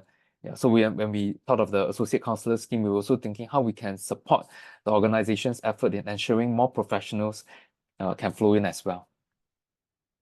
I'm just going to share this very quickly because I'm mindful of time. So apart from the 3 programs and 3 volunteer roles I shared earlier, across the mental health services of Shine, these are the 5 key direct service components. Apart from outreach support, screening, and service linkage that is done by professionals only, all other service components, we have volunteers involved, right? Those that are doing ambassadorial work, social media content curators, okay, talks and presenters. Then when we talk about indirect service, we actually have people that come as skilled volunteers. We had a clinical psychologist with at least 12 years of experience that provided training for staff, intern, and volunteers to strengthen our own competency. And earlier in the previous slide I mentioned, we have volunteers that do things like, social media content curation. So this is something that I always joke with them. Apart from giving them meaningful work, I cannot value to them in many other different ways. Yeah, especially for those that are volunteering with us because they want to pursue, further education in communications and business. So what we did is to partner with some of the corporate volunteers who are in social media, who are in business, and they gladly mentored some of our interns, some of our volunteers that is doing the social media content curation. And that was a huge value add for them because they start to have the connections, the professional context of the field that they go into in the future. We do have research assistants as well. And very quickly, the 2 projects, Badges of Hope was something that we partnered with volunteers to create more than, I can't remember the number now, more than 500 badges we have curated that we wanted to give away during Christmas and things like that to encourage young people. So a lot of volunteers came alongside, corporate volunteers especially, to help us curate the badges. But going beyond the logistical side of things, each time they come to us is a 2-hour session. 1 hour, curate the handmade badges. The other hour, we do a lot of sharing about the youth mental health needs and landscape in Singapore. Quite a fair bit of psychoeducation. From there on, advancing our advocacy work for youth mental health. And finally, youth advisory panel. We are partnering with KKH to curate some resources for young people. So who is best to advise? Young people themselves. So we commissioned this youth advisory panel. There were about 50 of them to came alongside to critique, the scripts that we developed, the videos we developed, the resources we developed. And from there on, we felt that we really have something that's much more youth-centric that will be useful when we use it later on this year to work with young people to improve their mental well-being. So in summary, with the help of volunteers, the 19 staff we have, all right, needing to serve about 10,000 young people in a year, we now have an additional 200 volunteers to support us. And that is a game changer for us from a capacity point of view. In terms of capabilities, they bring in things that we either didn't have or didn't have quite enough, right? Persons with lived experience, young people, I'm already approaching 40, no matter how experienced I am, I can no longer think like a young person. So we need you volunteers to come alongside to have their voice being represented in the work that we do. And of course, in terms of competencies as well, those who bring in, their professional counseling skills or peer support skills, these are again things that no matter how, especially for peer support wise, no matter how skilled we are as professionals, it's just a skill set or unique nuance that volunteers can bring forth that we can't. So with that, we have all these new competencies in our bag as well. So before I end off and pass the time back to Chris, key learnings as we revisit. When we are designing all these roles to ensure that we have good volunteer partnership process is to ensure the roles and functions are appropriate for volunteers. And I hope that after today's sharing, we can all reimagine together what are roles that in the past we may not quite want to entrust to volunteers to reconsider that perhaps it can be appropriate for them to do as long as we train, we select well, and ensure they have the right ability to serve. Now with that shared, we cannot miss out point number 2. They need to be available. So sometimes some of our program design, we need to be mindful. Another mantra that we have in Shine is that all volunteering opportunities, it must be service user centric. All right, we don't create roles for the sake of volunteers. It is to serve a service user. So service user centric, but volunteer friendly. Okay, so we ensure that the volunteers are available to take on these roles. Be in terms of the timing of the programs or the season that these volunteers can be activated. And finally, when working with our professional staff, the service development side of things, helping us shift the mindset that volunteers are assets to initiate, sustain, or scale. They can augment our manpower needs because we simply cannot keep hiring. Okay. And finally, know that from a service model point of view, volunteers' impact can be amplified, not just from the service delivery point of view, but even things like advocacy, things like, helping the volunteers to be ambassadors beyond what the program can evaluate. Yeah, so I hope that some parts of the sharing has been helpful for you, and look forward to the Q&A session later on. Thanks very much, everyone. Yeah, think big, start small, build deep. We started our mental service 3 years ago. We didn't have all this in place, but over the course of 3 years, we are where we are today, and we will want to continue building. So back to you, Chris. Yeah. Thank you very much, Eric, and thank you for giving us that insight into great progress made over the last 3 years. And I know you did a very good job there of kind of summarizing the key learnings. So I won't add too much onto that, but you shared a lot of examples of how integrated the volunteers are within your organization, right from board and advisory committee all the way through. Okay, so there's opportunities for us to integrate volunteers at all levels of our organization and the value that brings. So there's a key message that aligned with what Gary shared before you, which was we can have a multiplier effect and amplify our impact as an SSA with these volunteers. Okay, and I like how in your organization, you're putting ownership on the existing staff, as you said, by making it part of your job descriptions, your performance management plan. So everybody is accountable for working with volunteers because we recognize the value that it brings. And when you share those examples of the 6 questions that you set your thinking out in the programs, that shows that you're putting volunteers front and center of your thinking, right? So how do we start from a volunteer first point of view, and then if it's not possible, if we can't overcome the challenges, how do we then bring in the full-time staff? So starting from a very volunteer first mindset, thinking about putting them into our program. So yeah, there's a really powerful message there, and thank you very much for your sharing. We're gonna give everyone a quick 5-minute break now. So I would ask you, please stay signed into the Zoom call, but you may switch your cameras off if you want. The Q&A platform is still open for questions. So if you want to put anything in after you've heard Eric speak, okay, please do continue to do so. But we'll give you 5 minutes and we'll see you back here at 4:07, 7 minutes past 4. Thank you very much.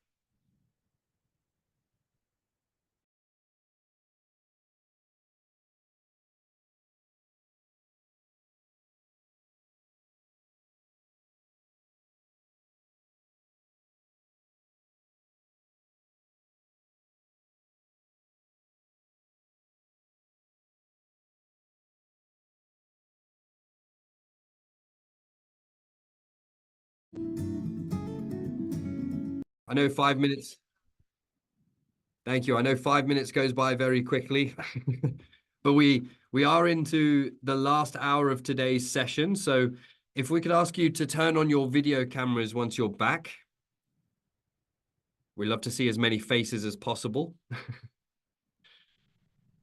We are, now that you've had a quick break, hopefully it's re-energized you a little bit. Hopefully you stepped away from the screen.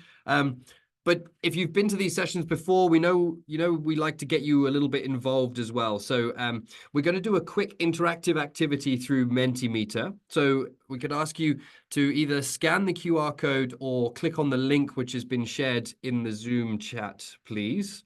Okay, that way we'll get you straight into participation mode. So please just click on the QR or click on the Mentimeter link in the chat box. I'll just give you a few seconds just to get connected to the Menti. We're going to be asking you a series of questions, okay? So don't worry, we won't be calling you out, but we'd love to get some of your thoughts on this topic. Okay. If you're getting into the Menti, okay, hopefully you'll start to see some questions.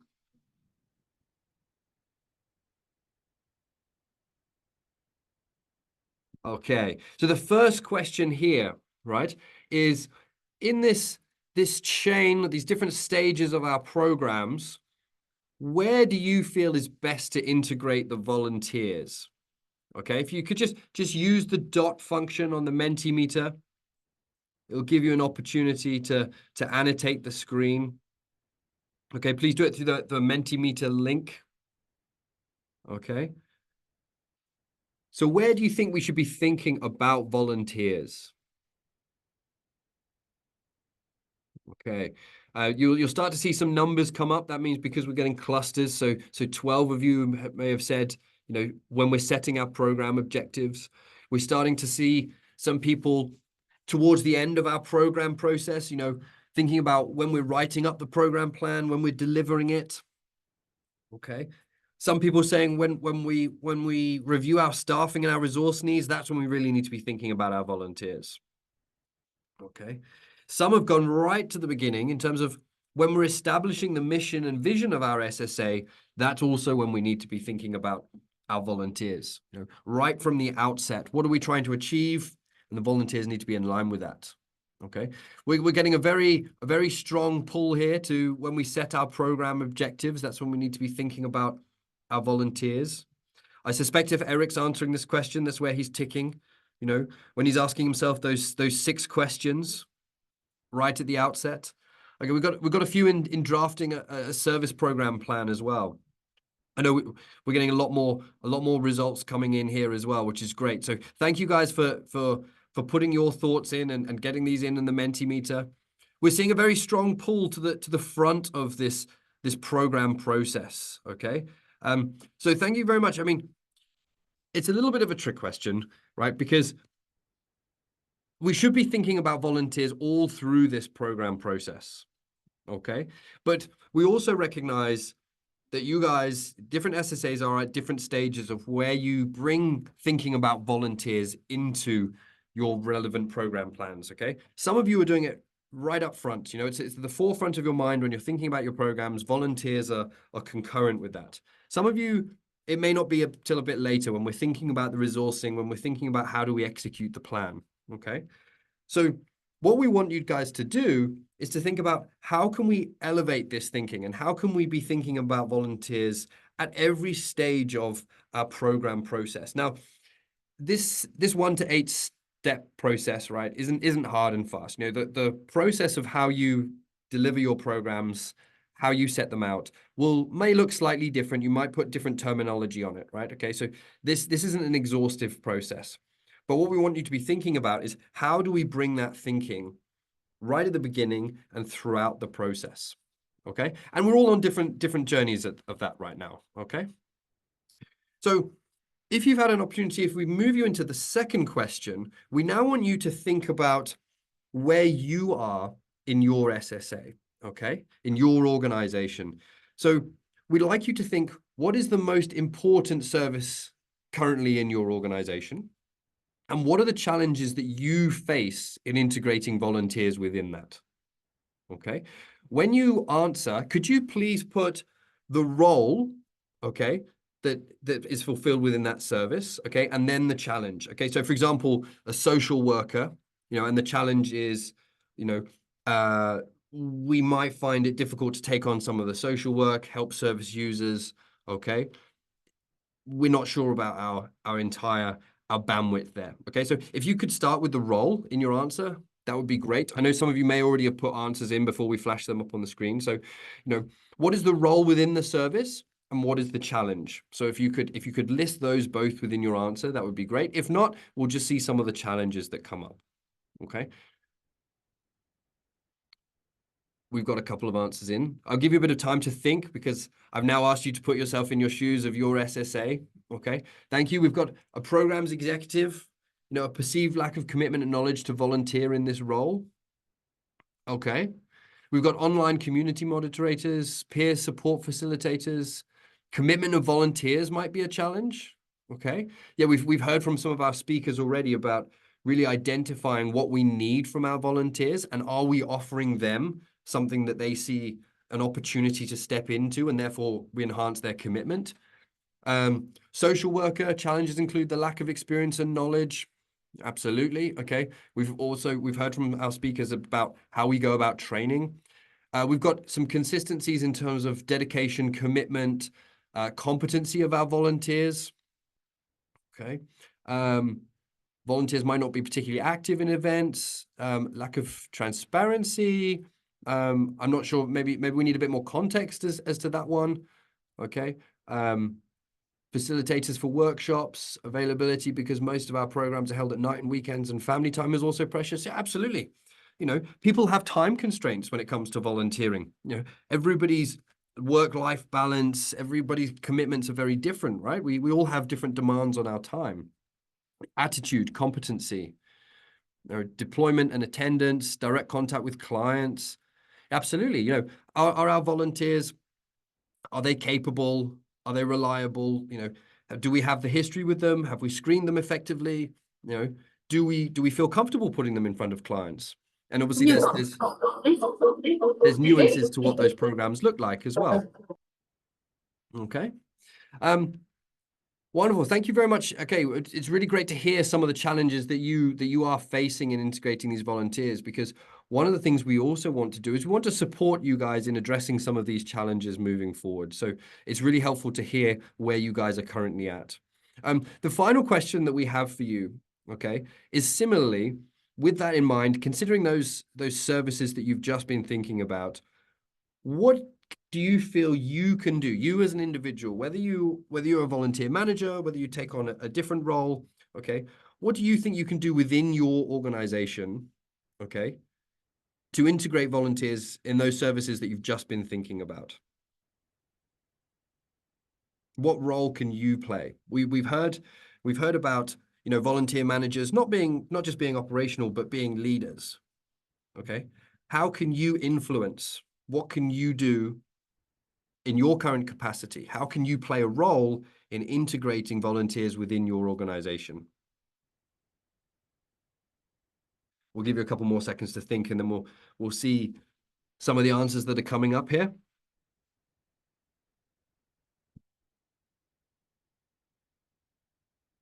Okay, we've got training, volunteer management program, more communication. Okay, yeah, so training might apply to our volunteers, but possibly our staff as well, if we're looking at it as a whole. Motivate, encourage, and mentor. Yeah, you know, we absolutely, we want to be developing and mentoring our volunteers. As a result, we're likely to get more motivation and engagement. Set up of frameworks, training, mentorships, inspiring by our own actions. Yeah, role modeling, leading, getting senior leadership buy-in. Absolutely, that came out right from the sharing of the speakers as well. Stakeholder buy-in is really important. Volunteer training, empowerment programs, a lot of consistency coming up here. Matching skills and interests. Yeah, absolutely. Have we got the skill sets in our volunteers that match what we need? Do they have the interest? It's human nature, right? If our skills align with what we're doing, we're more likely to be invested in it. Okay, we're more likely to have the interest. Can we really leverage that? And again, that ties into what the speakers were sharing earlier about, have we really identified what we need from our volunteers? And can we provide an opportunity for them? Okay, training more volunteers, senior management again, change management. Okay, so how we review things internally. And again, we heard about that mindset shift. How do we do that? How do we manage change internally so that we can integrate the volunteers? How can we view them differently? View it as part of the whole rather than an addition to our SSA. Empowering volunteers to brainstorm ideas. Yeah, bringing in that thought partnership that we heard about earlier, bringing them into the creative ideation phase rather than just the execution. Again, board weigh in on it. Volunteering match of skills, being purpose driven. Okay, yeah, obviously we're very purpose driven as our organizations, but are we aligned again with the volunteers? Do they buy into our purpose drive? Have we identified what their purpose drive is? Wonderful. We're seeing lots of responses here, and there's lots of consistency. Get volunteer leaders. Yeah, get them to partner. Yeah, put them alongside existing staff. Have them feel like they're part of this collaborative partnership within the SSA. And we obviously heard from Eric, in a lot of examples, how that can look very different at different levels. There's a lot of roles that our volunteers can play if we're open to doing that. Okay, again, there's that mindset, sorry, and that partnership. Wonderful, thank you. I mean, if you've still got some inputs here, then please do feel free to keep putting them in. We'd love to hear more from you. The platform will stay open, but we're gonna pivot now, and we're gonna see a lot more of your faces, because now some of you that have been here before will be familiar with this. Is the time of the session where we want to take a group photo. We want to celebrate everybody that's given up their time to attend with us today. So we'd really appreciate it if you could switch your video cameras on. Okay, I know sometimes people have different things going on in the background, but if you could switch it on just for a couple of minutes, we'll take a photo, and then you'll be able to switch it off again if you need, although we'd love to still see your face. All right. So yeah, if we could have everybody sitting middle of the screen, Adam's going to take a screenshot, but given that it's wonderful to see so many of you here, he's going to have to scroll a little bit before he gets through everybody. All right. So, Adam, are you ready to Yes, take yes, yep. So perfect. Yep. Okay. So if everybody could smile, maybe give us a wave or give us a V for volunteerism. We're celebrating volunteerism this year. So if you could just give us a smile, and Adam will take a photo, and we'll probably go on for 10, Yep. 15 seconds or so. It's probably longer than you've held a smile for before, but he'll give us a thumbs up or a heads up when he's done. All right. But don't worry, it's not like posing for a selfie. We won't have to take 5 or 6 shots of these. Nope. Okay, I'm done. Yes. Thank you so much for holding the smile. No problem. Thank you very much, Adam, for capturing all our best sides. So yeah, we've had some very good insights from our speakers so far, and thank you very much for providing your own inputs as well through that bit of interactive activity there. Now we've got one more speaker to hear from before we move into our Q&A session. So our final speaker, Mr. Jeremy, he's got. Oh, sorry, excuse me. Okay. Jeremy is a senior manager with Caritas, right? He's got over 20 years of experience across different industries in advertising, tech, finance, retail, before he joined the social services sector kind of 15 years ago. He's been an assistant GM of Fair Price Foundation. He's been an ED of ACMI. executive director of the Children's Aid Society. He's fulfilled a number of senior roles within SSAs, right? So he brings, again, much like our other two speakers, he brings a lot of diverse experience and key insights to share with you. So Jeremy, I'm going to hand over to you now. Thank you very much. Thanks, Chris. Can you guys hear me? Yeah, we can hear you. Thanks, Jeremy. Okay, let me see if I can get this up. Can you see the screen? Yeah, we can see. Correct one, right? Okay.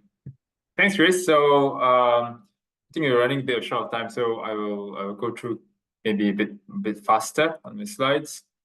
Just a bit of introduction to Caritas Singapore. So I think a lot of people compare us with NCSS. We are like the Catholic version of NCSS, where we have 24 different Catholic charities under us, and we do things. We enable, similar to NCSS, we enable member organizations. We coordinate social mission work, and of course, we utilize the Catholic community as well as the non-Catholic community to do good. And the whole idea is to help serve the marginalized, regardless of race and religion in Singapore. Okay. So what I'm going to share with you today is a community-led program by the community for the community. And this slide basically lists things that you need to do, right? I'm not going to go through it in detail. You can see some parts when I share about the particular program that we run. You can feel free to ask questions later. Okay. So I'll start with the video first on SharePod. And let's hope it runs. Oops, sorry.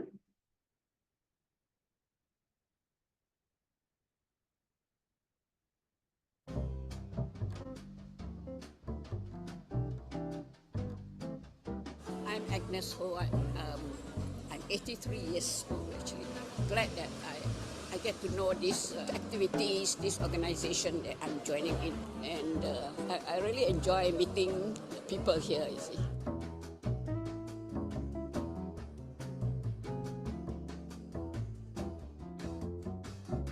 I came here because I was beginning quite curious what is it about. And I was quite worried when I say share a pot. Oh, I never cook, what to bring and all that. So I called up. They said, no, you don't have to bring anything, you see.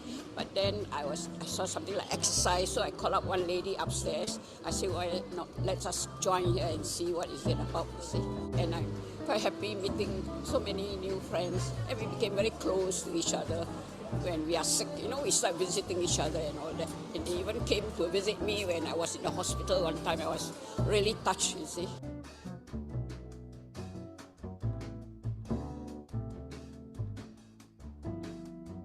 I used to wear knee cap, keep on buying from Guardian every time. So troublesome to come here and put up. Now I never wear it at all, you see. I think the stretching, because at home I never exercise at all. When we invite volunteers up on stage, Agnes is one of the few also who will go up, and sometimes reluctantly, but she'll go up and then she will exercise.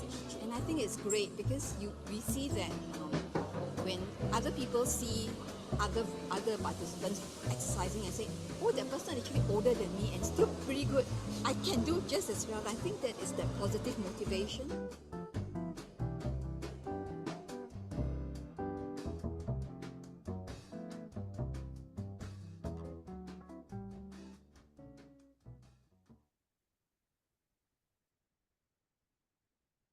Right, so just a brief summary of what SharePod is all about. It's actually a program founded by Yishun Health, Kutipon Hospital.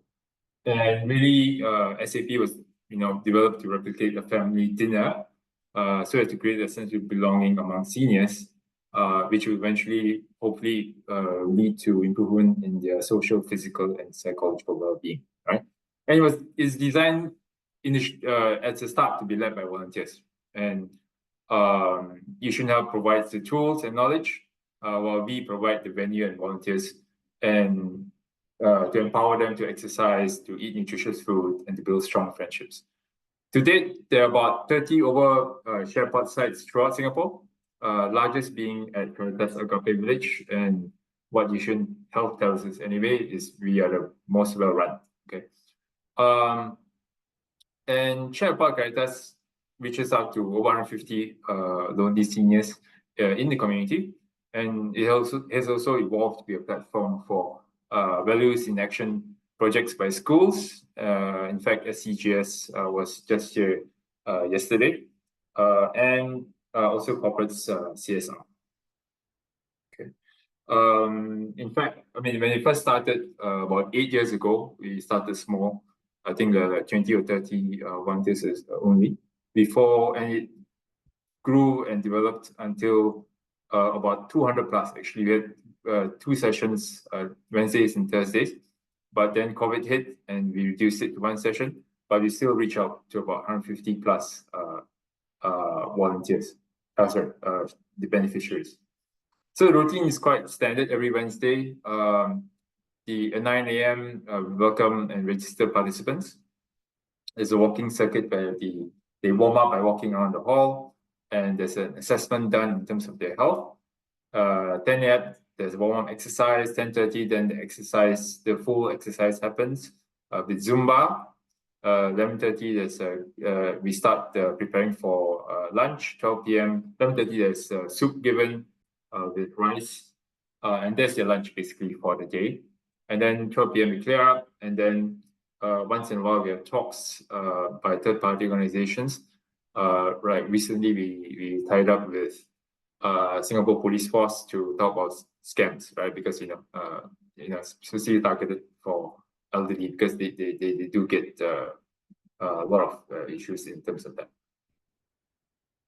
Volunteer teams, we have about 60 plus volunteers to cater to the 150 participants, and they're broken up into various teams. We have a welcome registration team, we have 19 of them. There's assessment team, fun and fitness team, kitchen team, and then a setup team. But this includes this setup team is made up from the other team members. So altogether about 60 plus. We organize quarterly debriefs for them. We have formation workshops for the volunteers. And of course, we have regular training sessions run by Yishun Health as well as other organizations in their volunteer journey. At the end of the year, we also have a volunteer appreciation events, and that's the time with International Volunteers Day. I've been asked to talk about volunteer leaders. How do we select? How do we work with them? And I'll just go through quickly each portion. Selection really, is important, obviously, to look for these volunteer leaders, and we identify them by ensuring that the passion and alignment is with our mission, right? And we look for them, and usually more 100% of the time is from existing volunteers because we know them best, right? And they're in addition to, of course, passion alignment, they must have some skills, right? So they should have communication skills, organization skills, empathy, and of course, problem solving. In terms of empowerment, we really make sure that we have very clear roles and expectations so that the staff know what they're supposed to do, the volunteer leaders and know what they're supposed to do, avoid any issues that might crop up. Right. We also offer training development, and we have training programs that cover leadership skills, conflict resolution, program management, etc. We also have a clear support system, and recently, especially after COVID, we had a change in the leadership. And what happened was the previous leaders actually mentored and paired with the new leaders, so that there's a direct line support, so that if there are any issues for the new leaders, they can always approach the previous leader. Right? And of course, we try and empower decision making. We give volunteer leaders a certain level of autonomy to make decisions regarding the program. Right? This empowers them and also gives them a sense of belonging and ownership of the program. Right? If I need support, we do regular check-ins and feedback. Of course, the usual stuff, WhatsApp groups, etc. We schedule regular meetings with volunteer leaders, usually quarterly, and they provide feedback to us, and we provide feedback to them, right? And this ensures that they feel valued as well. We also ensure that volunteer leaders have access to resources so that they can perform their roles effectively. So they need materials, they need information, they do approach us, and we try and support as much as possible. Of course, recognition and appreciation is important, and we implement a system recognition for their achievements, and this is part of our volunteer recognition at the end of the year, right? And of course, ongoing training, we provide that to provide learning opportunities for leaders to develop their skills further, and this is important. This in the form of workshops, webinars, or even external courses.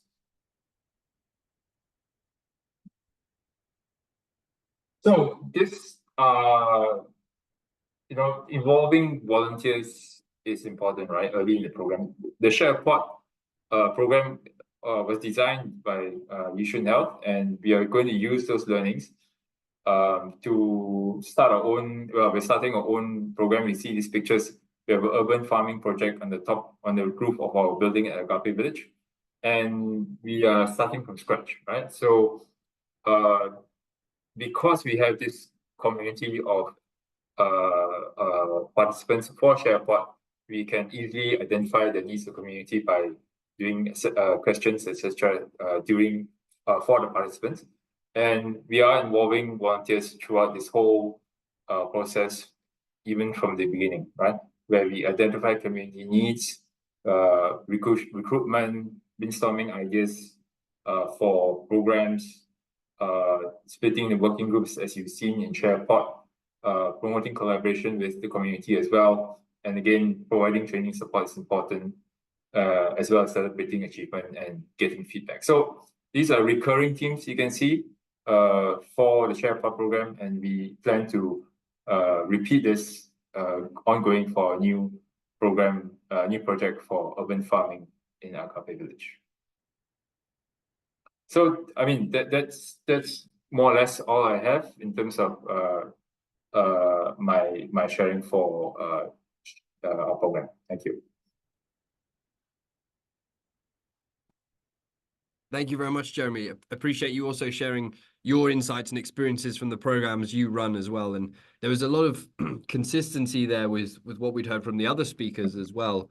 And I like how you broke that down in terms of, are we considering how we select, empower, and we support our volunteers? And it's really got to be across the value chain for them. So there was synergies in terms of identifying the skills and the passions that they bring, and is that in alignment with what we are, or what we're driving as an SSA and as an organization?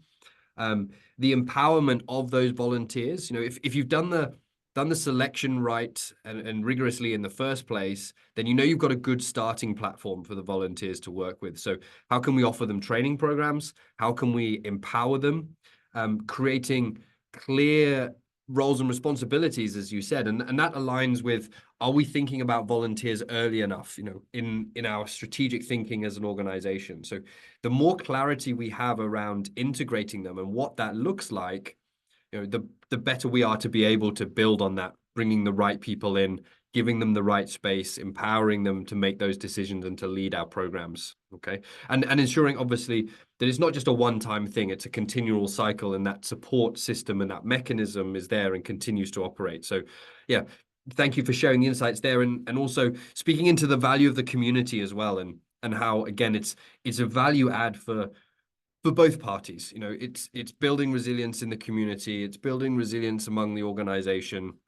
So really some key collaborative insights to draw out there as well. So thank you, Jeremy, for adding as well. Now I'll just give Jeremy a second to catch his breath before we go into our panel Q&A. I saw him having a drink there, but we've had some questions that have come in while our speakers have been sharing. So thank you very much for doing that. You can continue to add in as our speakers are in the Q&A, so I'll have an eye on those. So if I just invite our speakers back to join us now, we'll get into some of the questions that have been posed throughout the session so far.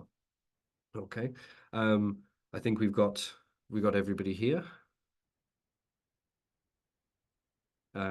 Yes, Gary, there you are. So I couldn't find you on my screen. So yeah, so we've got our three speakers. So I'm going to start with one of the questions that that has been on a few people's minds as we go through, which is, where do we draw the line as to what staff and volunteers can do? You know, if we're able to get skilled volunteers to do the work, what's the value of the full-time staff? You know, and there's kind of two parts to this question, right? So where do we draw the line? But also another question that links with this is, you know, if we're bringing in volunteers to help in key roles, how do we manage that with the existing staff? You know, and do the volunteers feel unfair because, hey, I'm doing a senior role, but I'm not being paid for it, right? So there's two things. Yeah, where do we draw the line, and how do we manage that dynamic between the two?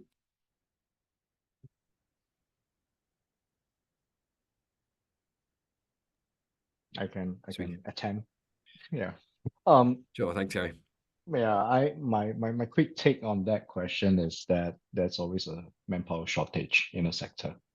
So I kind of do think that it's I don't think we will ever have the luxuries of having more professionals than we so that's always shortage. You know, even up to today, at Care Corner, we still unable to fill our social worker vacancies, you know, that we have, you know, and even our counselors, we still have vacancies, you know, and so I don't think it is a manpower struggle, and that's why we need to turn to volunteers, you know, to help to augment our manpower needs. Yeah. So and I don't think and I think the other question about the volunteers having whether the volunteers will feel like they are doing our job, you know, and I think if we do give a very good onboarding and we actually scope our role well, and also to scope up the roles and responsibility clearly, and as well the expectations clearly. The experience thus far is no volunteers have ever said that they are doing our job, and you know, why should they be doing this, you know, and a lot of them in fact see the value, you know, of their contribution towards the either the organization capability, or if not the organization capacity. Yeah. And I think I said before also that the purpose and the impact of the role has to be very clear for the volunteer to see. Yeah. Thanks, Gary. And you make a good point there, which is, you know, the volunteers, okay, they might be stepping up, they might be leading, they might not be getting paid, but it is a choice they're making, right? They're choosing to take on the role and to lead. And as you said, a clear articulation of what those roles and responsibilities look like, then they know what they're volunteering for. And as you said, they are getting something out of it because they're seeing the impact of what they do, the time that they give, and they are driven by something themselves, right? So again, we heard earlier about the council workers, the counselors, and that they valued the experience that the volunteering gave them, right? So yeah, so yeah, it's worth highlighting obviously the role that choice plays, right? Thank you. There's the next question to follow up with for kind of the group is, how do you find the sweet spot between keeping things purely volunteerism and do you consider, you know, when they're doing skilled roles, do you consider paying an honorarium, a little stipend? You know, I know perhaps it's in an ideal world, you know, we're not all flush with funding, but yeah, how do you see this one, especially when volunteers are taking on skilled roles that perhaps would be paid in another area? Yeah, if I can take a step at this. So first and foremost, I mentioned earlier, Shine takes on the position that volunteers are the unpaid staff of the organization. So in terms of their expertise, capability, some of them can be way better than what we are able to do. Yeah, but there is a reason for them to choose to volunteer. And we also want to recognize that sometimes volunteers are also the potential or existing donor pool. So they are quite mindful how the organization spends money, even on them. I think answering another question alongside volunteer appreciation. So these are things we have had open conversation with the volunteers, and it's not uncommon that they feedback as long as we make the opportunities that they have meaningful. We continue to have relationship, between the staff and the volunteers, a relationship as being central. That for them is good enough. A lot of the more so monetary compensation, when they came on board, they were already very clear and cognizant. That's not what they were looking for. Yeah, and that's something I thought is just to be really mindful about, because in my earlier years as a volunteer coordinator, there are volunteers with feedback, oh, maybe the appreciation is a bit too extravagant, or they might be quite curious, where is this question coming from about, honorarium or stipend, because they came in with a very clear mindset. I'm here to volunteer. My time, my resource, my treasures, are given to you. And as long as we can utilize it to advance our mission, to serve people in need, for them, that's the satisfaction they're getting for. Yeah, I'm not sure, Jeremy, anything to add on to this? Yeah. Yeah, I mean, you're right. And you do have some volunteers who say, why is it so extravagant sometimes, right? We do have some volunteers professional volunteers who come help count donations during our major fundraising campaign, and we provide them lunch, right? It's quite a standard thing.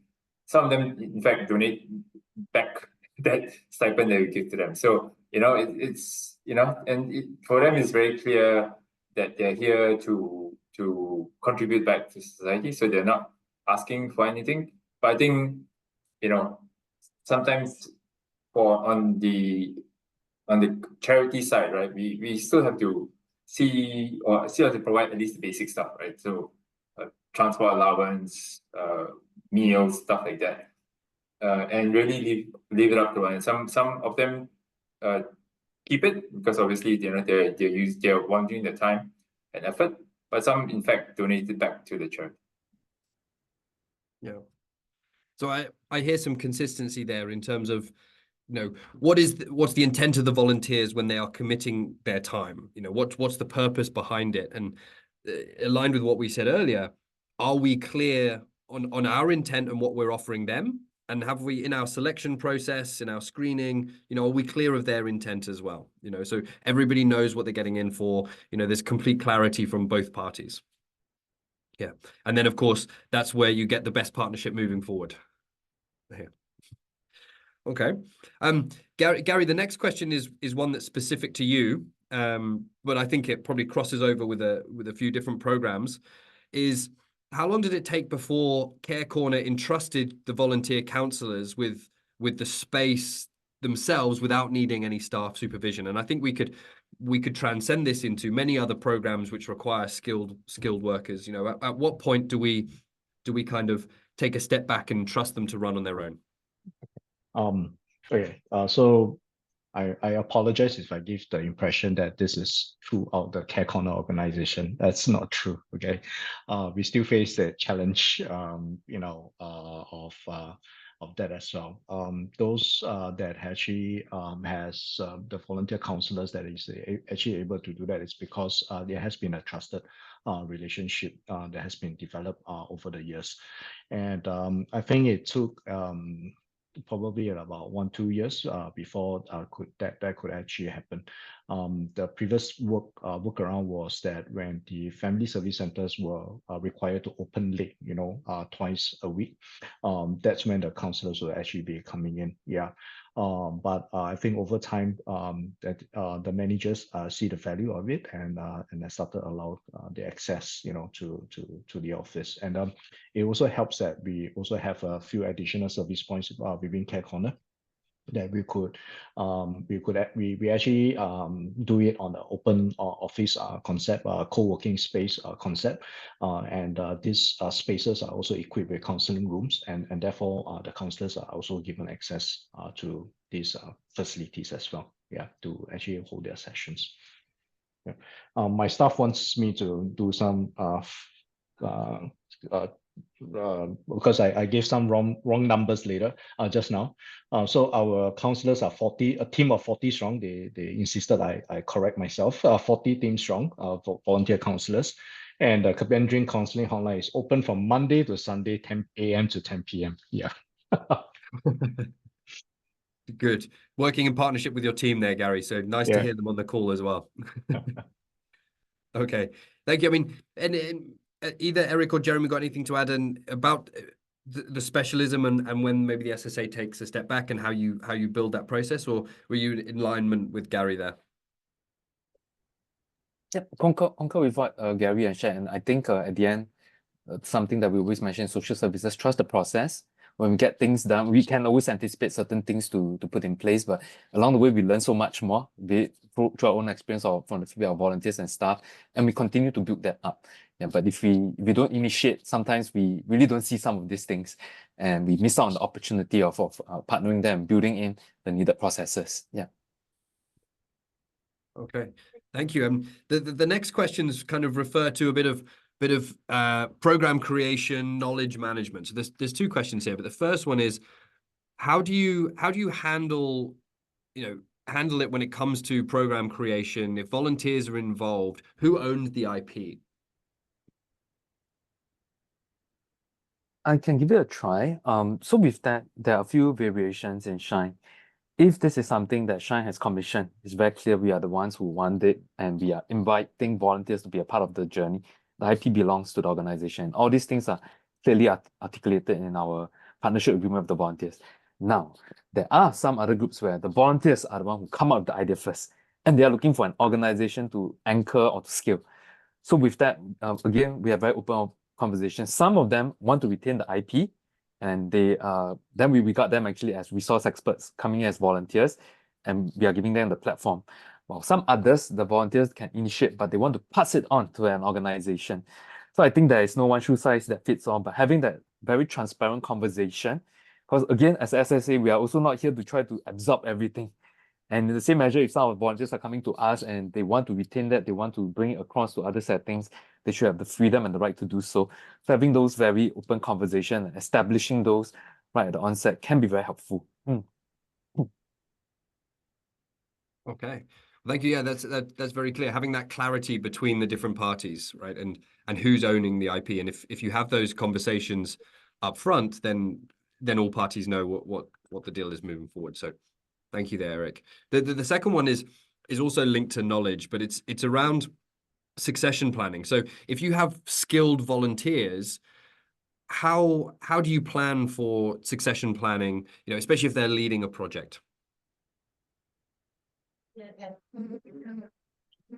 Yeah, I kind of answered Moby privately on that as well, sharing with him that we actually also struggle with this as well. This is also one of the challenges that we have when a skilled volunteer leaves us. I think it's normal HR process. I think we kind of like have to hopefully we could actually work out understanding and because this is a volunteer leader, I think that there ought to be understanding that there's any form of resignation that there will be a notice period given to us, right? I think it's the same as managing a staff as well. And I will go one step further by having a conversation with the volunteer leader to kind of like see kind of like an exit interview to kind of find out what's the intention and motivation behind the wanting to leave, and also hoping to see whether the volunteer leader would actually have someone in mind, another volunteer who could actually take over him or her, role in the project team. And also, and I think if the volunteer decision to kind of like is to ghost the organization, then I would say that would actually be a very, very strong indicator of some pinpoints that need to be addressed in terms of the volunteer experience. And I think then as volunteer managers, we do have to take, even though these are not explicit feedback, then we definitely need to take these cues, right, to actually try to understand, go down to the ground and try to understand what is actually going on and take steps to see how we could actually improve the volunteer experience. Okay, thanks, Gary. I mean, either of our other speakers want to speak into, I guess, succession planning, skilled roles, volunteers leaving is probably not alien. Yeah, I mean, I agree with Gary. There must be some notice period. I mean, and they cannot just leave us, in the lurch, right? So we all, I mean, being leaders themselves, they know the challenge of getting replacements, right? So when we speak to them, we work with them to see, have you identified any potential leaders among the other volunteers? And as I mentioned earlier, for SharePod or even for our other programs, we get that volunteer leader then to mentor the next successor, right? And that's very important. And that definitely helps in terms of getting the new leader on board and to run the program successfully. Yeah. Thank you. There's definitely some consistencies there in terms of that partnership with the volunteer, right? So there will be a notice period, hopefully they don't just disappear, but and then working with them to succession plan and having the ability to do that, as Gary said, identify maybe why they've left and is there an opportunity for us to avoid this in the future. But either way, how do we best plan for moving forward? And as you said there, Jeremy, how do we bring up the next generation of leaders? How do we ensure there's partnership, mentorship moving forward, so that again we're making it a very sustainable process? Well, I think the final question to put to the group here is, we've heard from all of you today that a mindset shift is needed within an organization when we're talking about integrating our volunteers throughout our organization, and especially at a senior level with our boards, with our senior management. So how did you go about it? I mean, it's kind of a threefold. How did you go about it? What challenges did you face? And ultimately, maybe what advice would you give to another SSA who's thinking, hey, actually, yeah, we're earlier on this journey and we do need to shift our mindset around this?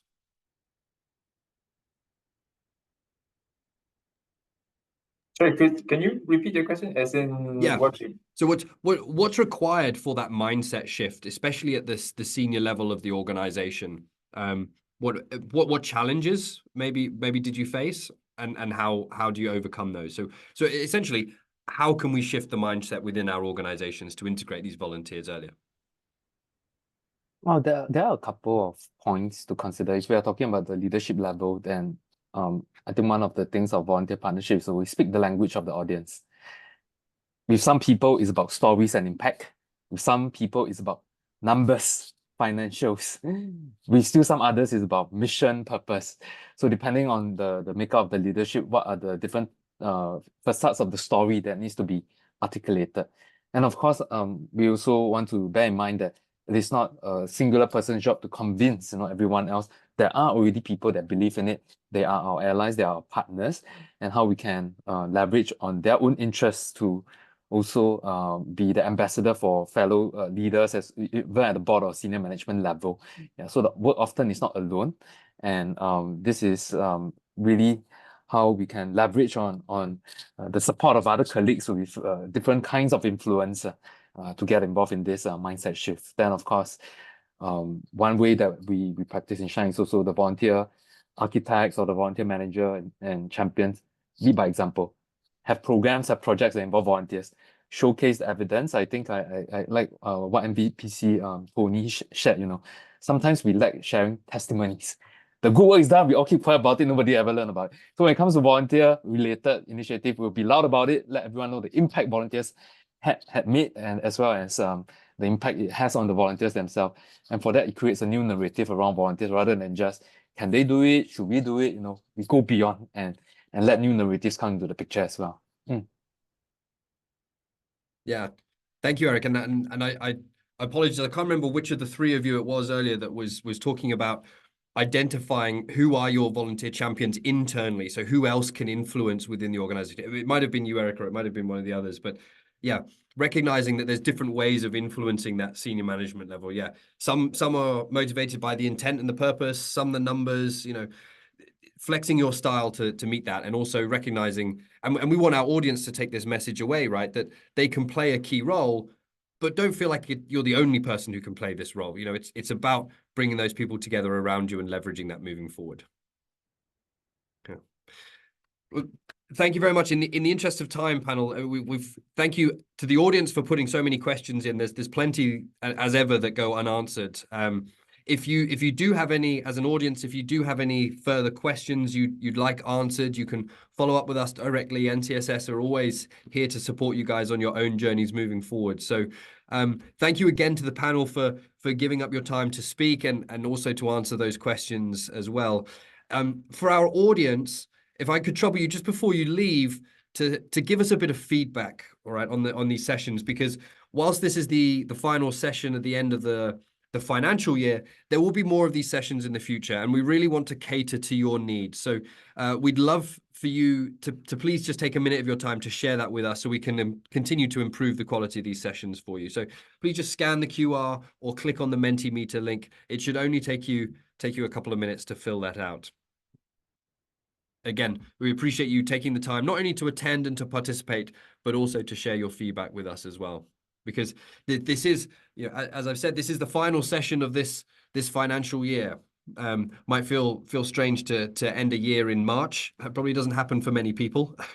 But there will be plenty more sessions in future. So as I said, we've had about 1,000 attendees across these 4 sessions. So we really appreciate the time that speakers and audience take to attend, because it's a really valuable opportunity that we've got to learn from each other's insights. And again, one of the speakers earlier, apologies, I'm not going to be able to reference you directly, was talking about the value in playing that role in connecting and sharing and learning from the sector, right? Because again, we can't do this as individuals, but we can do it collectively, right?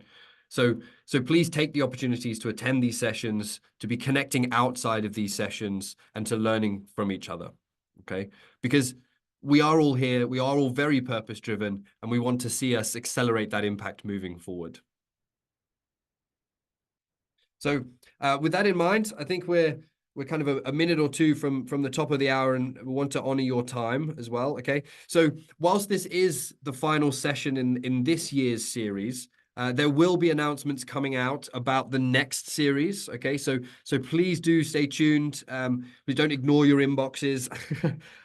If there's anything else that on the back of today's session that you would like to explore a little bit further, then do please feel free to get in touch. As I said, NCSS, we're here to work with you and support you in the journey moving forward. So keep an eye out for future sessions. Do get in touch if you feel that we could support you in any way. And we look forward to seeing you in the next session in the new financial year. Thank you very much again, everybody, for your attendance. Thank you very much for the speakers. Really appreciate the time you've all given up today. So thank you, everybody. We'll hopefully see you again next time.